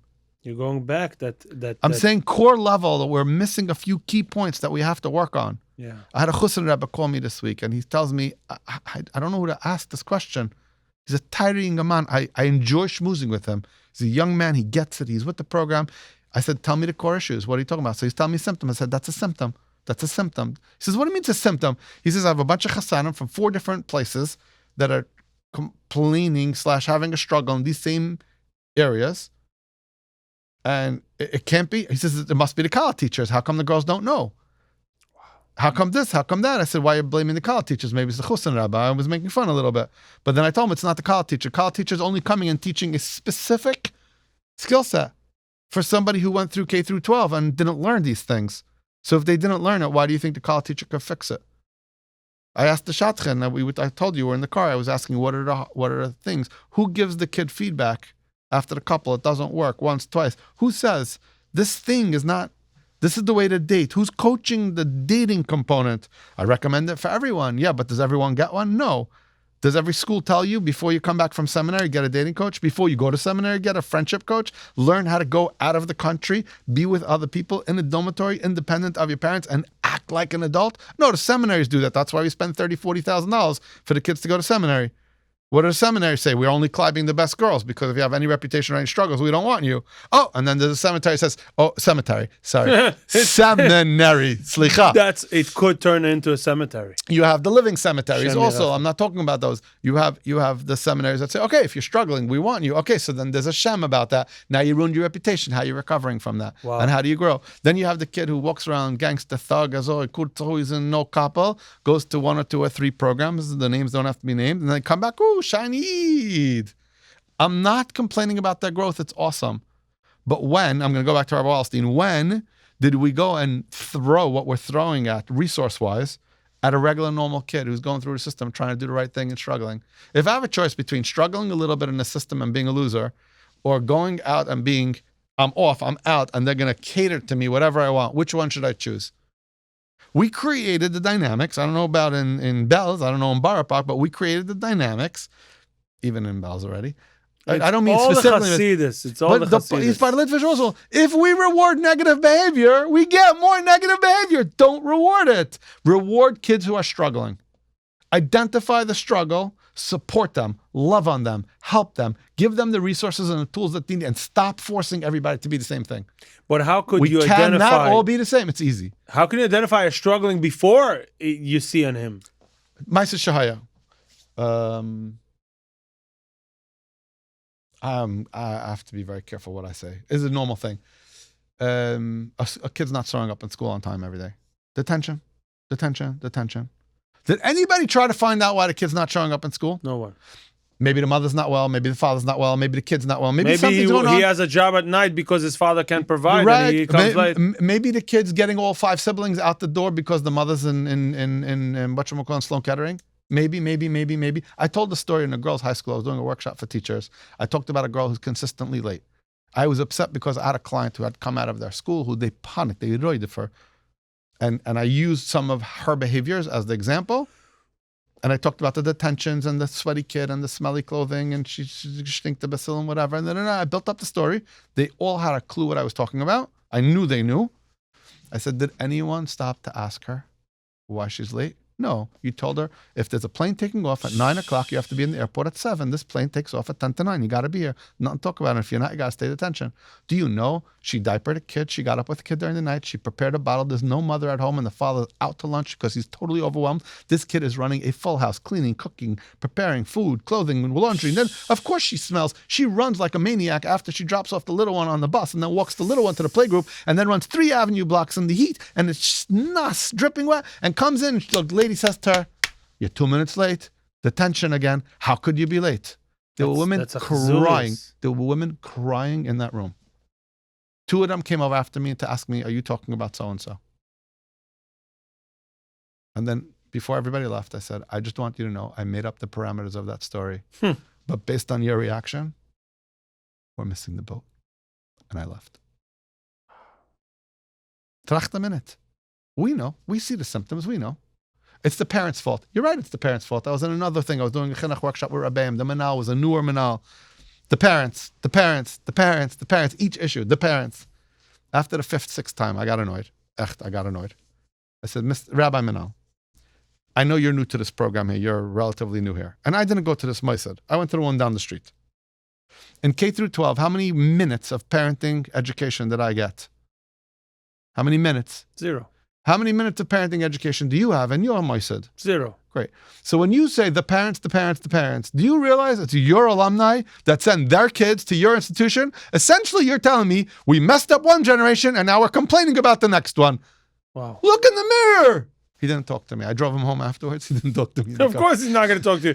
You just gave him his biggest... Okay, it was obnoxious. I agreed. And I was frustrated. That's not an excuse. You told him his entire life is No, I gave him an opportunity to faracht. Wow. I did it nicely. I'm saying it kurz and sharp. Yeah. Sometimes I'm sharp. Sometimes I'm in your face. I used to be much more. I've mellowed in my old age. Reduced a bissel. I've mellowed. So you asked me before about how do I know Rabbi Wallstein. So Wait, you have to get there. Where? You have to go through your entire journey of getting to Rabbi Wallstein. So I'm getting there. You asked me before. So overnight I started taking over a lot of stuff within the context of the living room. Yes. And there's some other changes in my life, but I basically left my company and doubled down on working with struggling youth full time. And I didn't know if I was or not. This lady that I met, I didn't end up meeting her while I was there in Portland because I had too much tracking and work to do to hold on to the group I had come with. But we started a dialogue and then I got to know a little bit of her material and I learned a little bit about it and I didn't trust it. I didn't believe it. Then she challenged me to try it and I tried it. It was fascinating. I said, okay, teach me everything. Yilam daini rabbaini, if you could say that. Yeah. She ended up doing a training in New York and Bar Pak Bikacholim allowed us, our place was a division of Bar Pak Bikacholim, so they allowed us to use their offices to do the training there. That's how I had this company called Kosher Coaching because we went out for Kosher Essen. The goyim dart. Yeah. And so they said, oh, you're like the kosher coach. And it was like a funny joke. And Kosher I got koshercoaching.com, you know. I like it. That for many years I used that. Now I go on the EzraMax.com. I don't know why. Maybe I go back to kosher coaching. Maybe I go to something else. Maybe Ezra Meyer.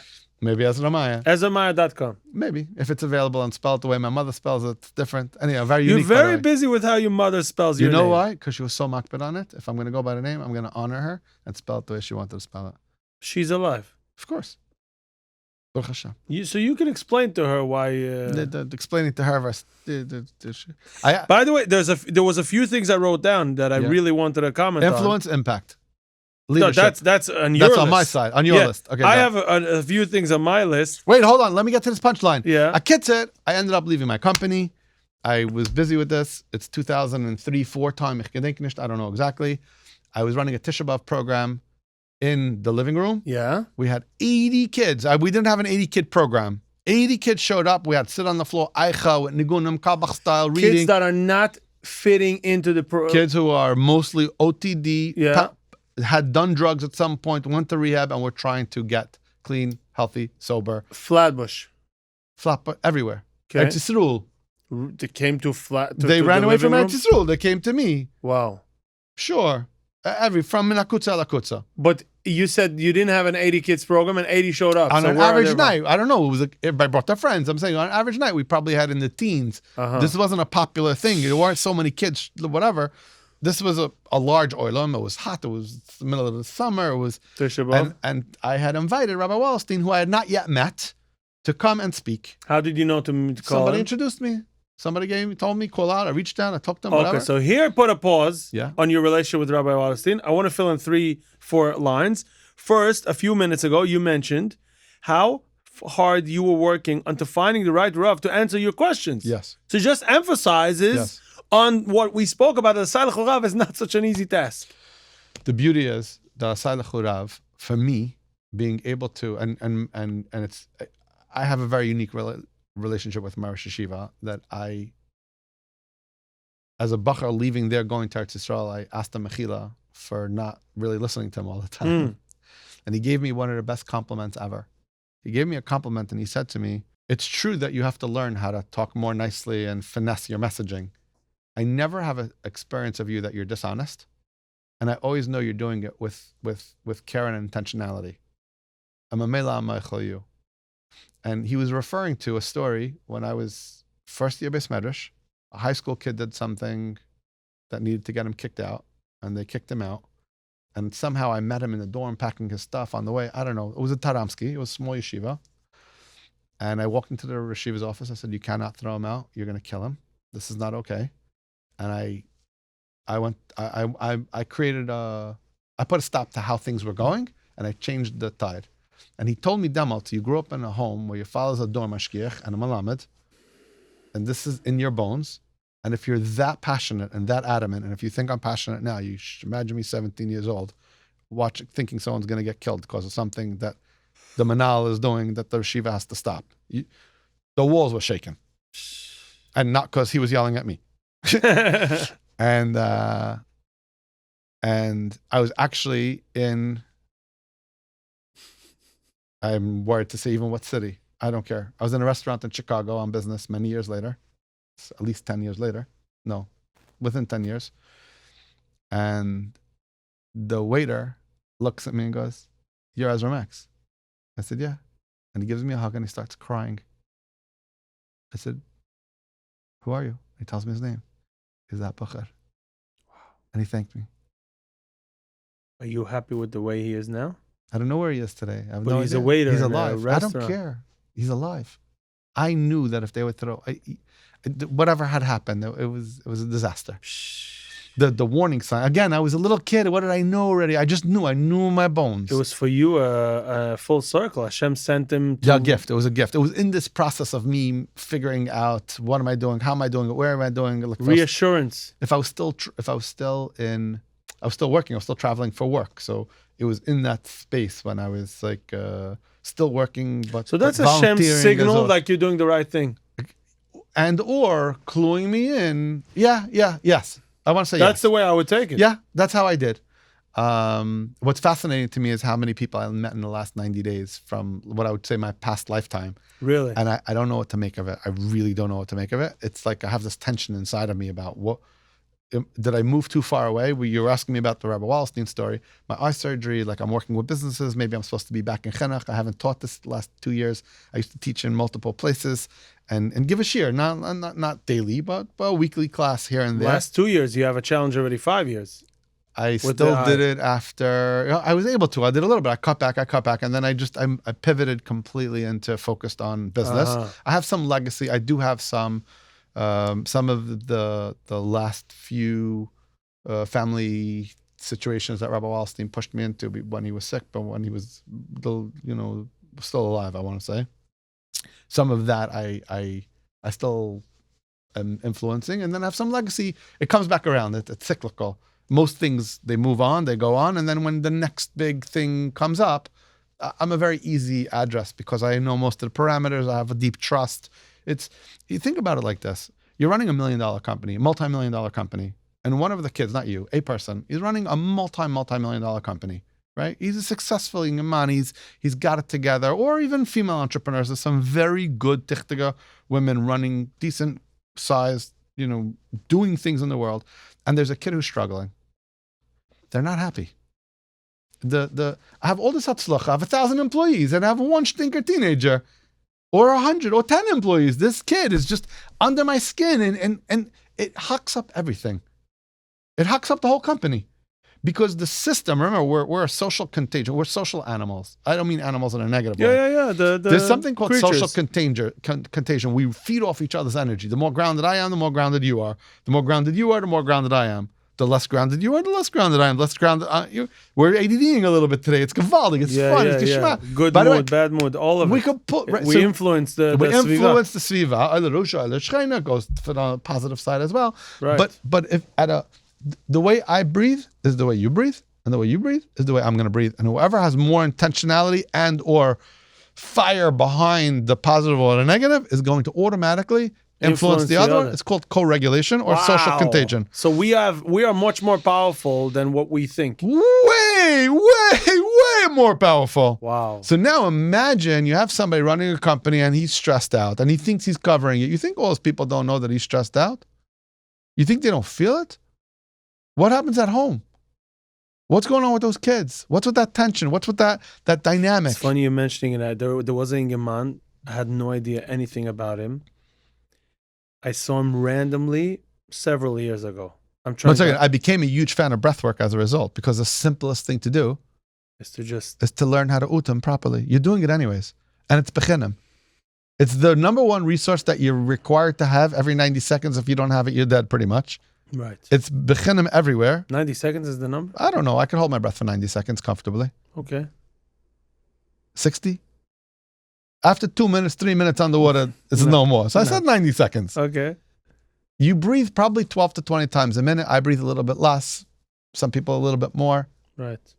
If you breathe 10 times a minute times 60 minutes in an hour times 24 minutes a day, 24 hours in a day, sorry. You go start making the cheshbon. What is that number? And how many of us actually know how to breathe? Number one. Number two, how many of us know how to control our breathing in a constructive, productive way? Why is it so important? Try not breathing for 3 minutes. Yeah, but why is it important to put attention to it? Most people don't bother. It's a given. They don't care. They don't know about it. Because we're leaking energy all over the place and we have no idea. So when you focus and you breathe or you make breath work, you're preserving energy? What are you doing? Remember I talked to you earlier about everything goes like this, a Yes. system that goes like this, expanding, contracting? Yes. Breathing is the same thing. What if your air is not going? Most people are breathing with this much air. Right. I used to be that way. Right. People walk around with their shoulders like this. They talk to you like this. Right? They're stuck. There's no air going downstairs. Right? So why isn't the air going downstairs? Watching you. And they're stuck. They're stuck. They can't breathe. And they don't even know. And they live their whole life like this. I had a conversation today with Ingaman. And there's someone I know that speaks like this, and now I'm realizing he's probably there. And 100%. But we may not be able to unstuck him completely. Wow. But imagine the person gets access to a little bit more air. A little bit more, not a lot of bit more, a little bit more. We didn't talk about trauma at all today, right? We should. We might just extend another hour. I don't. It's like a 5-hour podcast. I still have my fill-ins, and you still have your topics. Let's just schedule another one and just talk just about trauma. And I'll tell you why I want to talk about trauma. Here's the drop. Everybody, I thought about this recently. It finally clicked. Like, why is everybody talking about trauma? Why is everybody stuck on trauma and trauma? People have been hurt in the most horrible, horrible ways. I am not saying that it's nothing. I am not taking away the pain, hurt, and suffering that people have gone through. That's not what I'm saying. What I am saying is, why is it that we're living in a world that's all about trauma, big T, little t, this kind of trauma, that, the victim mentality, if you will, poor me, whatever. Again, I'm not making fun. I understand if you're not given resources and tools and you don't have a framework for how to move forward, it's rough to the point that you don't even want to live. I get that. I do understand that. I do. I even have compassion and empathy for it. I do. And then I'm holding my breath as I'm saying that because I don't want to say to do that. And also I recommend a different course of action. We're going to come to an awareness of HaKadosh Baruch Hu in the world because of all this trauma. Because at some point you say, how is it possible that everybody's going through trauma? Elamai, we're going to come back to our breath.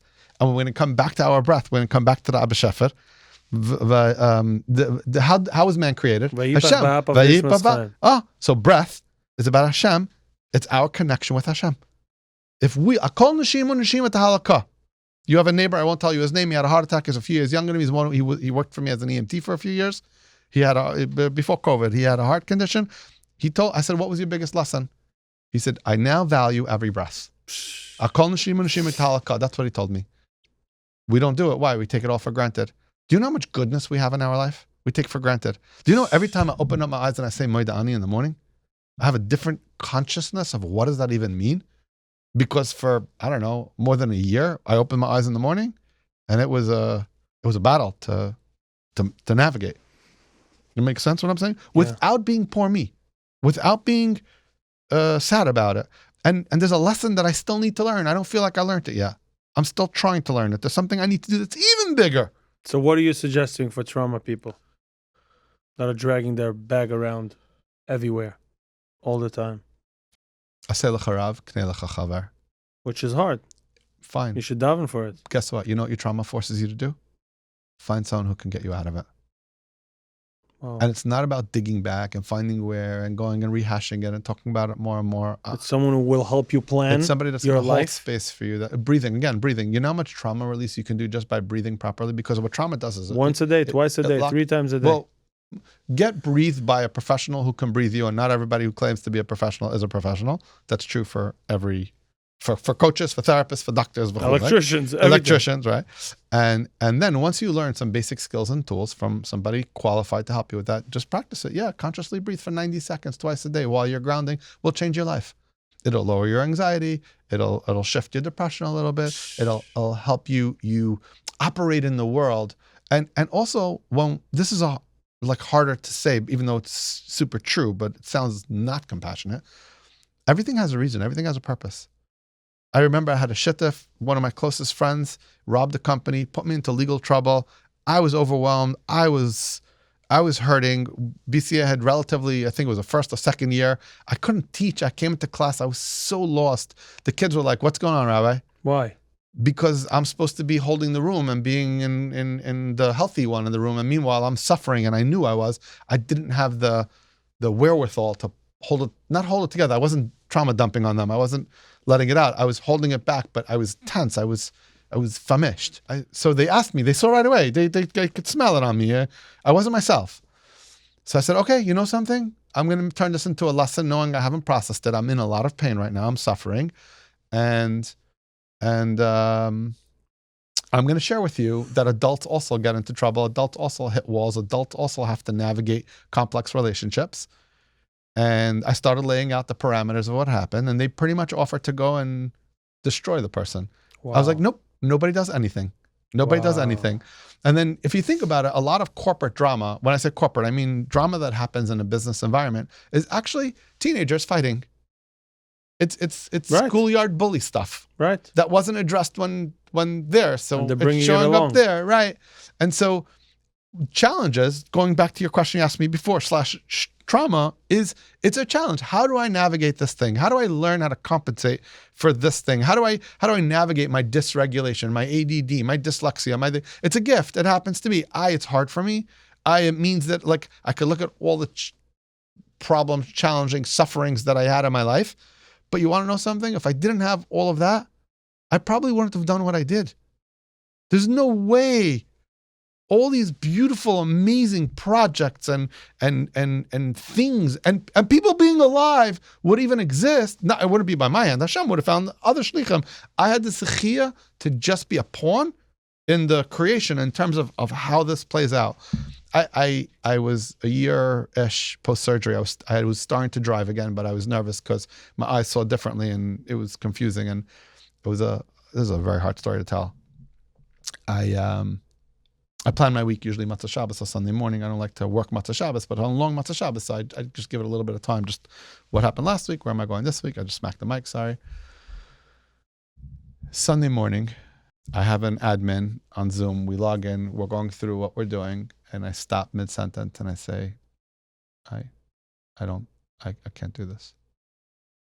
What do you mean, what's going on? I said, I don't know. I think my time is up. I think I'm done. Hmm. I'm just done. I think, I don't want to say the words. I think I'm done. And there's dead silence.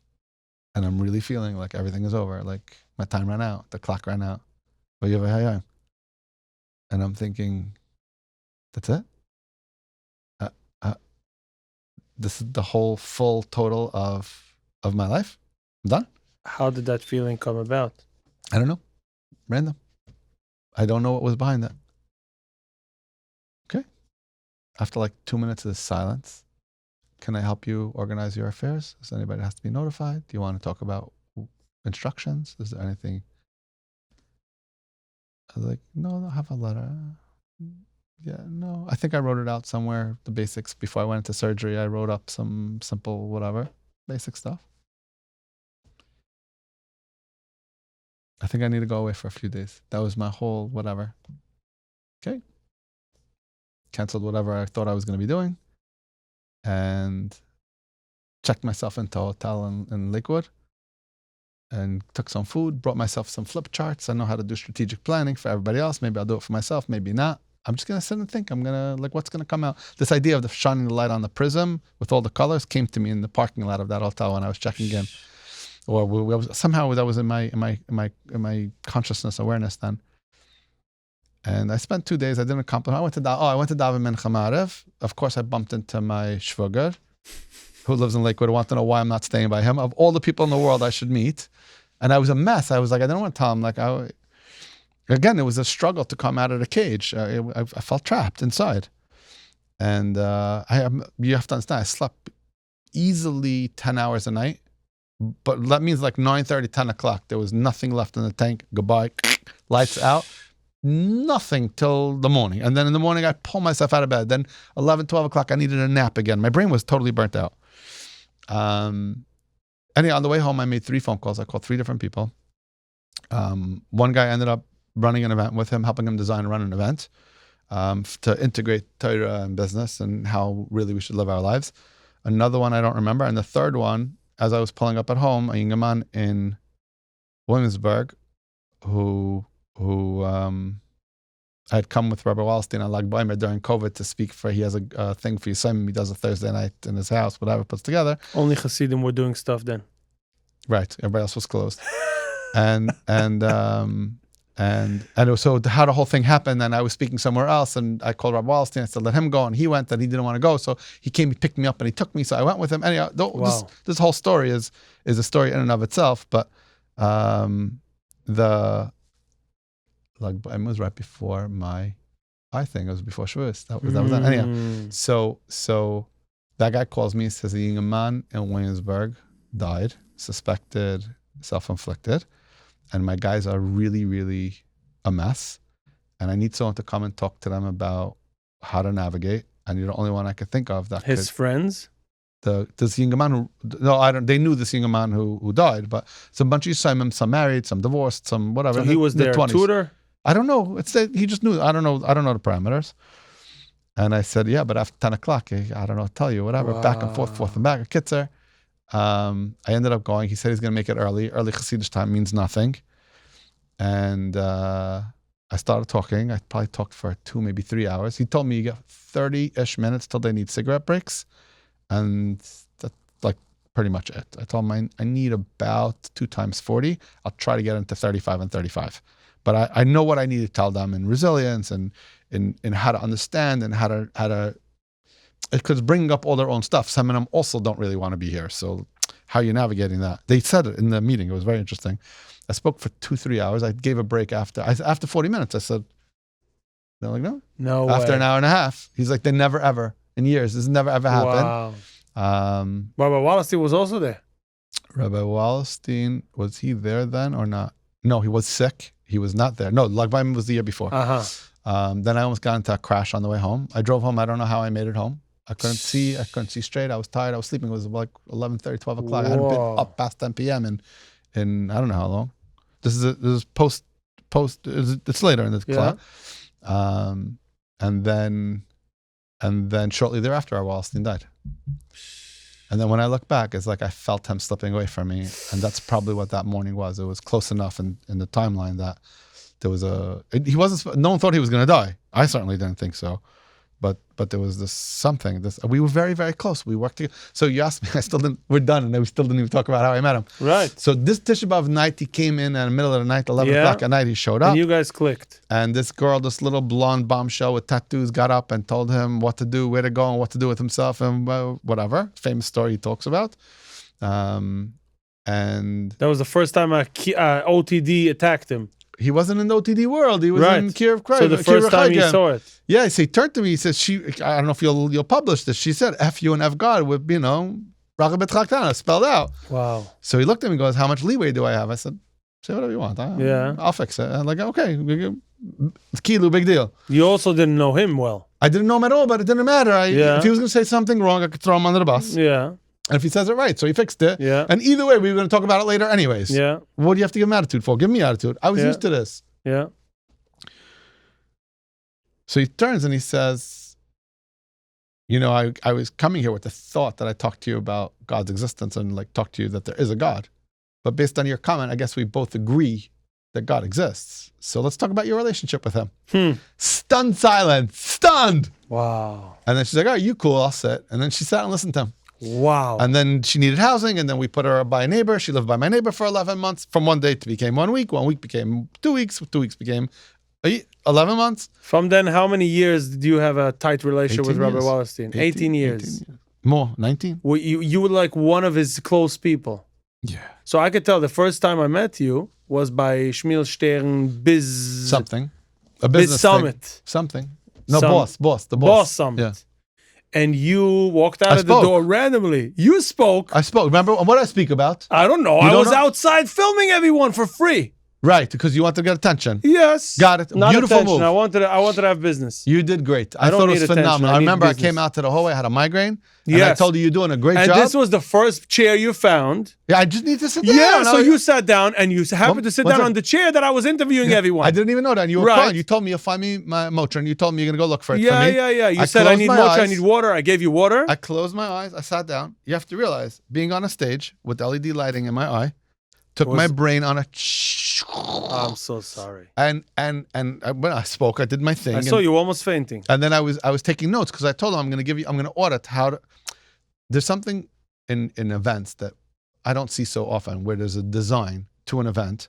I'm not talking bad about it. I'm saying we don't design events properly. Events should be designed with outcomes in mind to help and create and facilitate interaction patterns between all the different parts, the vendors, the sponsors, the hosts, the attendees, the speakers. And what are we doing? We just throw people into the room, go network and whatever, or we get speeches. It's still good, but it's not. It's like a -2 level when you could be on a +6, +10 level. Okay. 2 weeks ago, I designed an evening for a company for a dinner. They wanted to get everybody together, and I spoke to COO. What is the goal for your event? Culture and this and that, whatever they said. I nailed them down to the thing they need is to have multiple offices. People don't know each other. They work together all the time. They have no idea who each other's are. So they have to get together. I said, they have to get together, but how? You can just throw them in a room. It's going to happen? No. People are going to stick with the people that they know. Right. I said, okay. So we're going to organize a dinner with a one conversation. We're going to put, I structured with HR, different departments. Every single table had from this department, that department, whatever. We had a specific size table. Everybody had to answer 2 specific questions that I designed the questions in advance. I spoke at the beginning. We had 2 short speeches, and then I explained how dinner is going to work. People were, what's going to happen? And then afterwards, the lady, the head of HR and the CEO told me, massive positive feedback. People are fired up. They know it. And again, the questions were designed to bring out the real human part, the humanness, and help people explain their different roles and the challenges and struggles and the successes and where do you want to go. Okay, so to finish off, you sat down on that chair and you were almost fainting. You asked for water. You said Morchin, I can't remember that. I don't know what else I said. And then my camera was right there. I said, just turn it on. You started talking to me with my eyes closed. I remember, and I was thinking, who is this guy? Why is he talking to me? Yeah. I was sitting right. I'm in a chair like this. I'm like, yeah, you were out. I literally, I still have that video. I should find it. I would love to see. I remember you were being out in Gansen, famished. And then I asked you 2 things. I asked you, what do you do? What's your name? What do you do? I answered you with my eyes closed. In all probability, I didn't even open my eyes to answer you. I don't know. Maybe I did. No, I think you were did? pretty much close at the beginning. I The remember beginning, when you started opened talking them. to me. My eyes were closed. You were talking to me, and I was thinking, "You're really gonna make me do?" I said, "You're really." I'm remembering now. You're really gonna make me do this? Let's go back to that video. I want to see the original footage. I wish, yeah. I wish I could find it. I probably can. It needs to. And then you asked me a question, and we started talking about Rabbi Wallerstein. You said something about Rabbi Wallerstein. I don't even know what. I don't know And then either. I said, I daven with Minyan only because of him. told And I me. told you my story. And then you said, you're crazy. You know how close I was to him. So I just said, do you still miss him? Of course. Oh, then I started getting emotional. I asked, how much do you miss him? And you started crying. My mom started crying. Yeah. It's so funny. Yeah, that was like 2 tears. And you were silent. And that was our first. That was the moment. hello. That was the Shalom Aleichem. Yeah. Wow. I think I even put out a short You of put that. out. You did. I remember you put something. I don't remember the thing. I remember you put something. So out I know about it. you as the guy that used to help Rabbi Wallerstein. That's all I really know about you. I mean, I know a little more now, but He helped me too. What do you mean? I helped him. He helped me. How? What do you mean? He was like my brother. I could call him for anything at any time. Chitz that I was in his house all the time, middle of the night. We were in meetings with different situations. We traveled. We went to Israel. We spoke in tons of different places together. We did a lot So together. he got very involved in OTD because of you. I don't know because of me, because Hashem wanted him to Hashem be there, and he wanted. made a choice. I take He very made little credit. I happen to have been a key Component. Yeah, and within the organization, I taught him pretty much every aspect of the organization at some point throughout the years.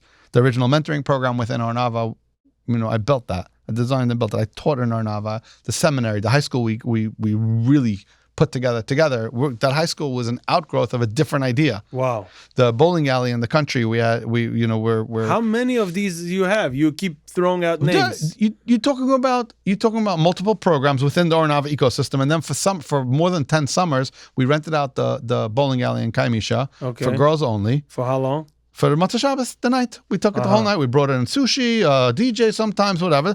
Girls who want to get out and let their hair down a little bit should have a thing, and we had it, and that's it, and it's closed. So take the whole shenanigans off the table. And there was a whole debate. Who's it for? Is it for the OTD girls? They're not OTD. Wow. Well, I don't like the OTD word even. Right.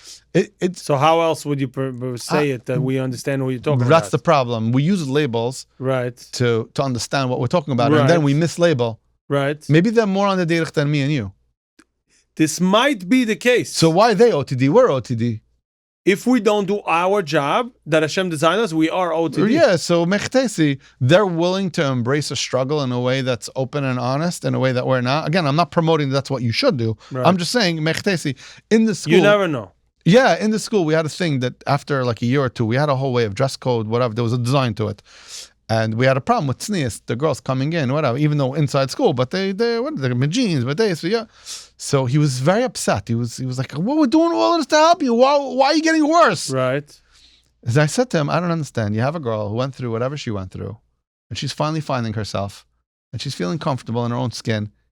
She actually wants to live the life that she thinks is life. She's not by Yahadus yet. She's still repairing. Right. This is proof that we're having traction and success. Wow. And you really understood that on your own? Yeah, Klar. It was pasha by me. And we have to help them continue the progression. This is not the end. It's a step. It's and a that they stepping will stone. get to where the healthy state. Yeah. Wow. What else did you want to mention? Influences. So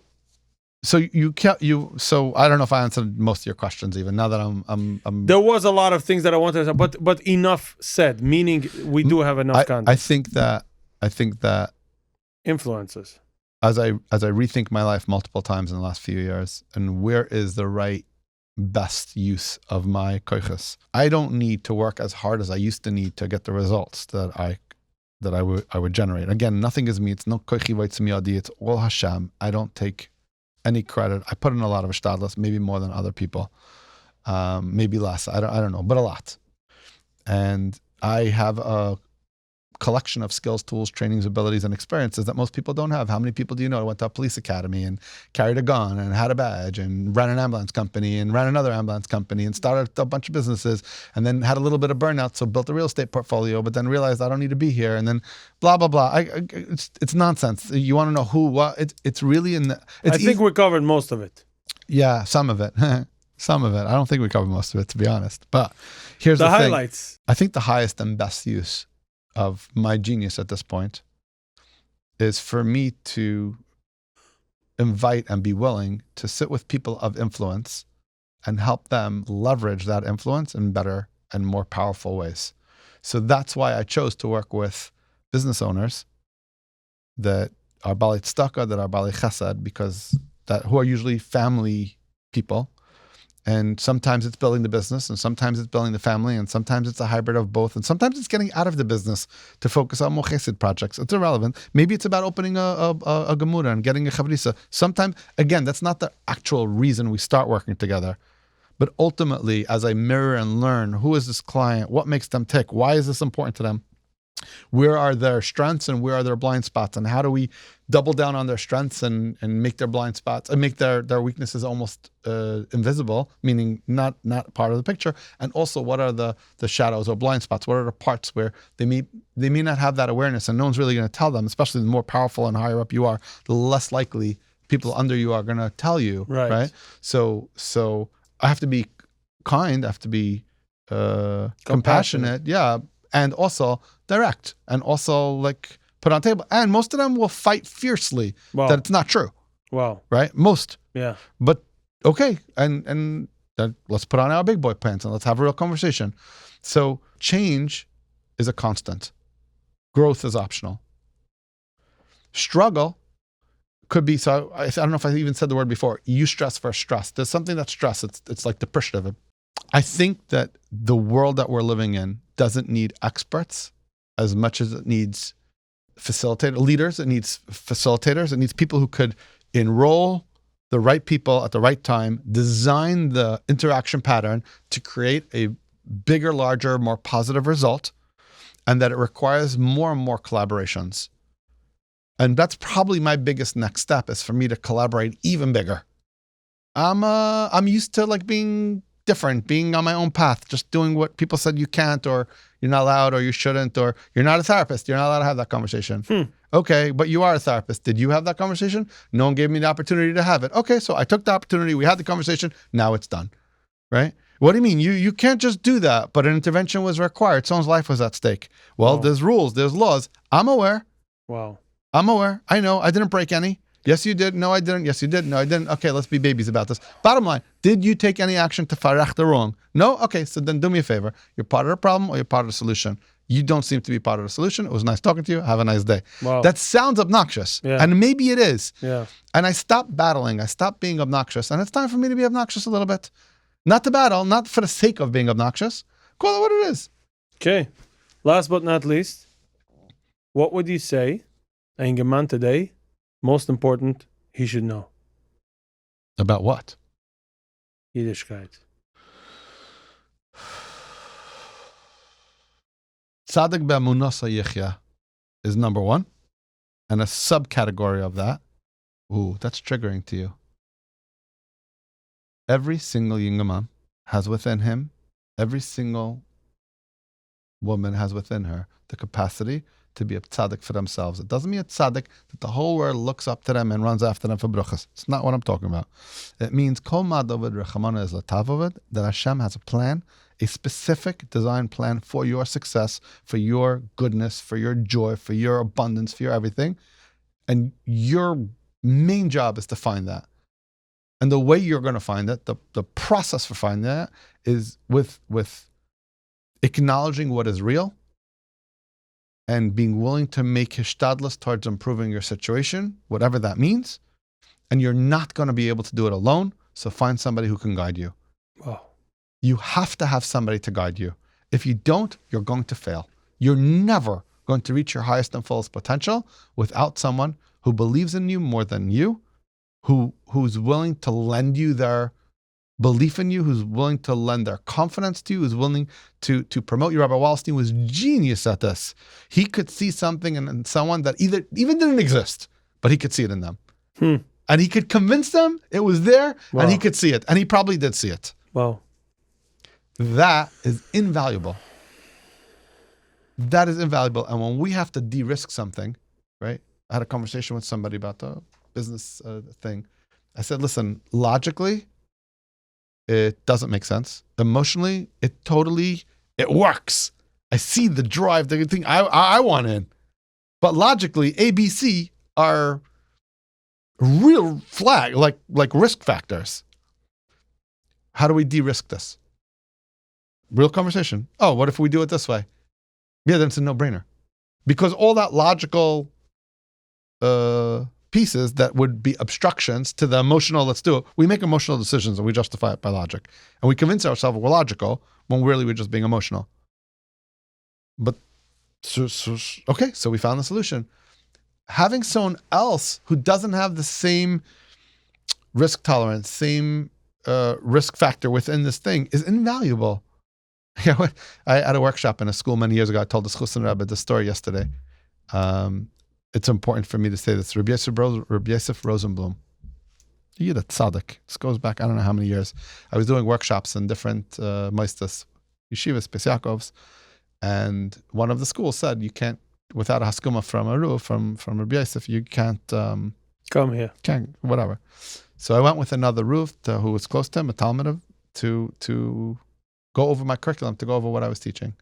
And at the end, he said to me, if any school says that they don't need you, tell them they have to have you twice. Hmm. By the way, that program that I was teaching is really, it works in a classroom. It's phenomenal. It works at home with parenting. It works at work with leading a team in any which way. It's people skills. Right. It's what we call soft skills. I call them critical skills. Right. And unfortunately, we don't spend a lot of time, effort, and energy on building and developing them. Okay, I just want to tell everyone that was here, thank you for listening or watching. Like, subscribe, and comment. Don't forget. This was the most ADD conversation I had in my life, meaning I loved it because I am that type. Opening drawers, opening topics, not always closing them back, not always coming to resolutions, jumping over bridges and tunnels. I loved every second of it. If you are still here, you are one of ours. And if you're an accountant or a bookkeeper, just open up a spreadsheet and just track. And if you find anything we didn't close, just let us know and we'll come back. And yeah, we might come back and close. But if you are not ADD, you probably couldn't follow most of this. So thank you so much, Rabbi Ezra, for coming. I'm sure a lot of people are benefiting. I benefited. First of all, I did not feel the time. So that already is a indication for a good podcast. And thank you so much for being here and hope to see you soon in the next one.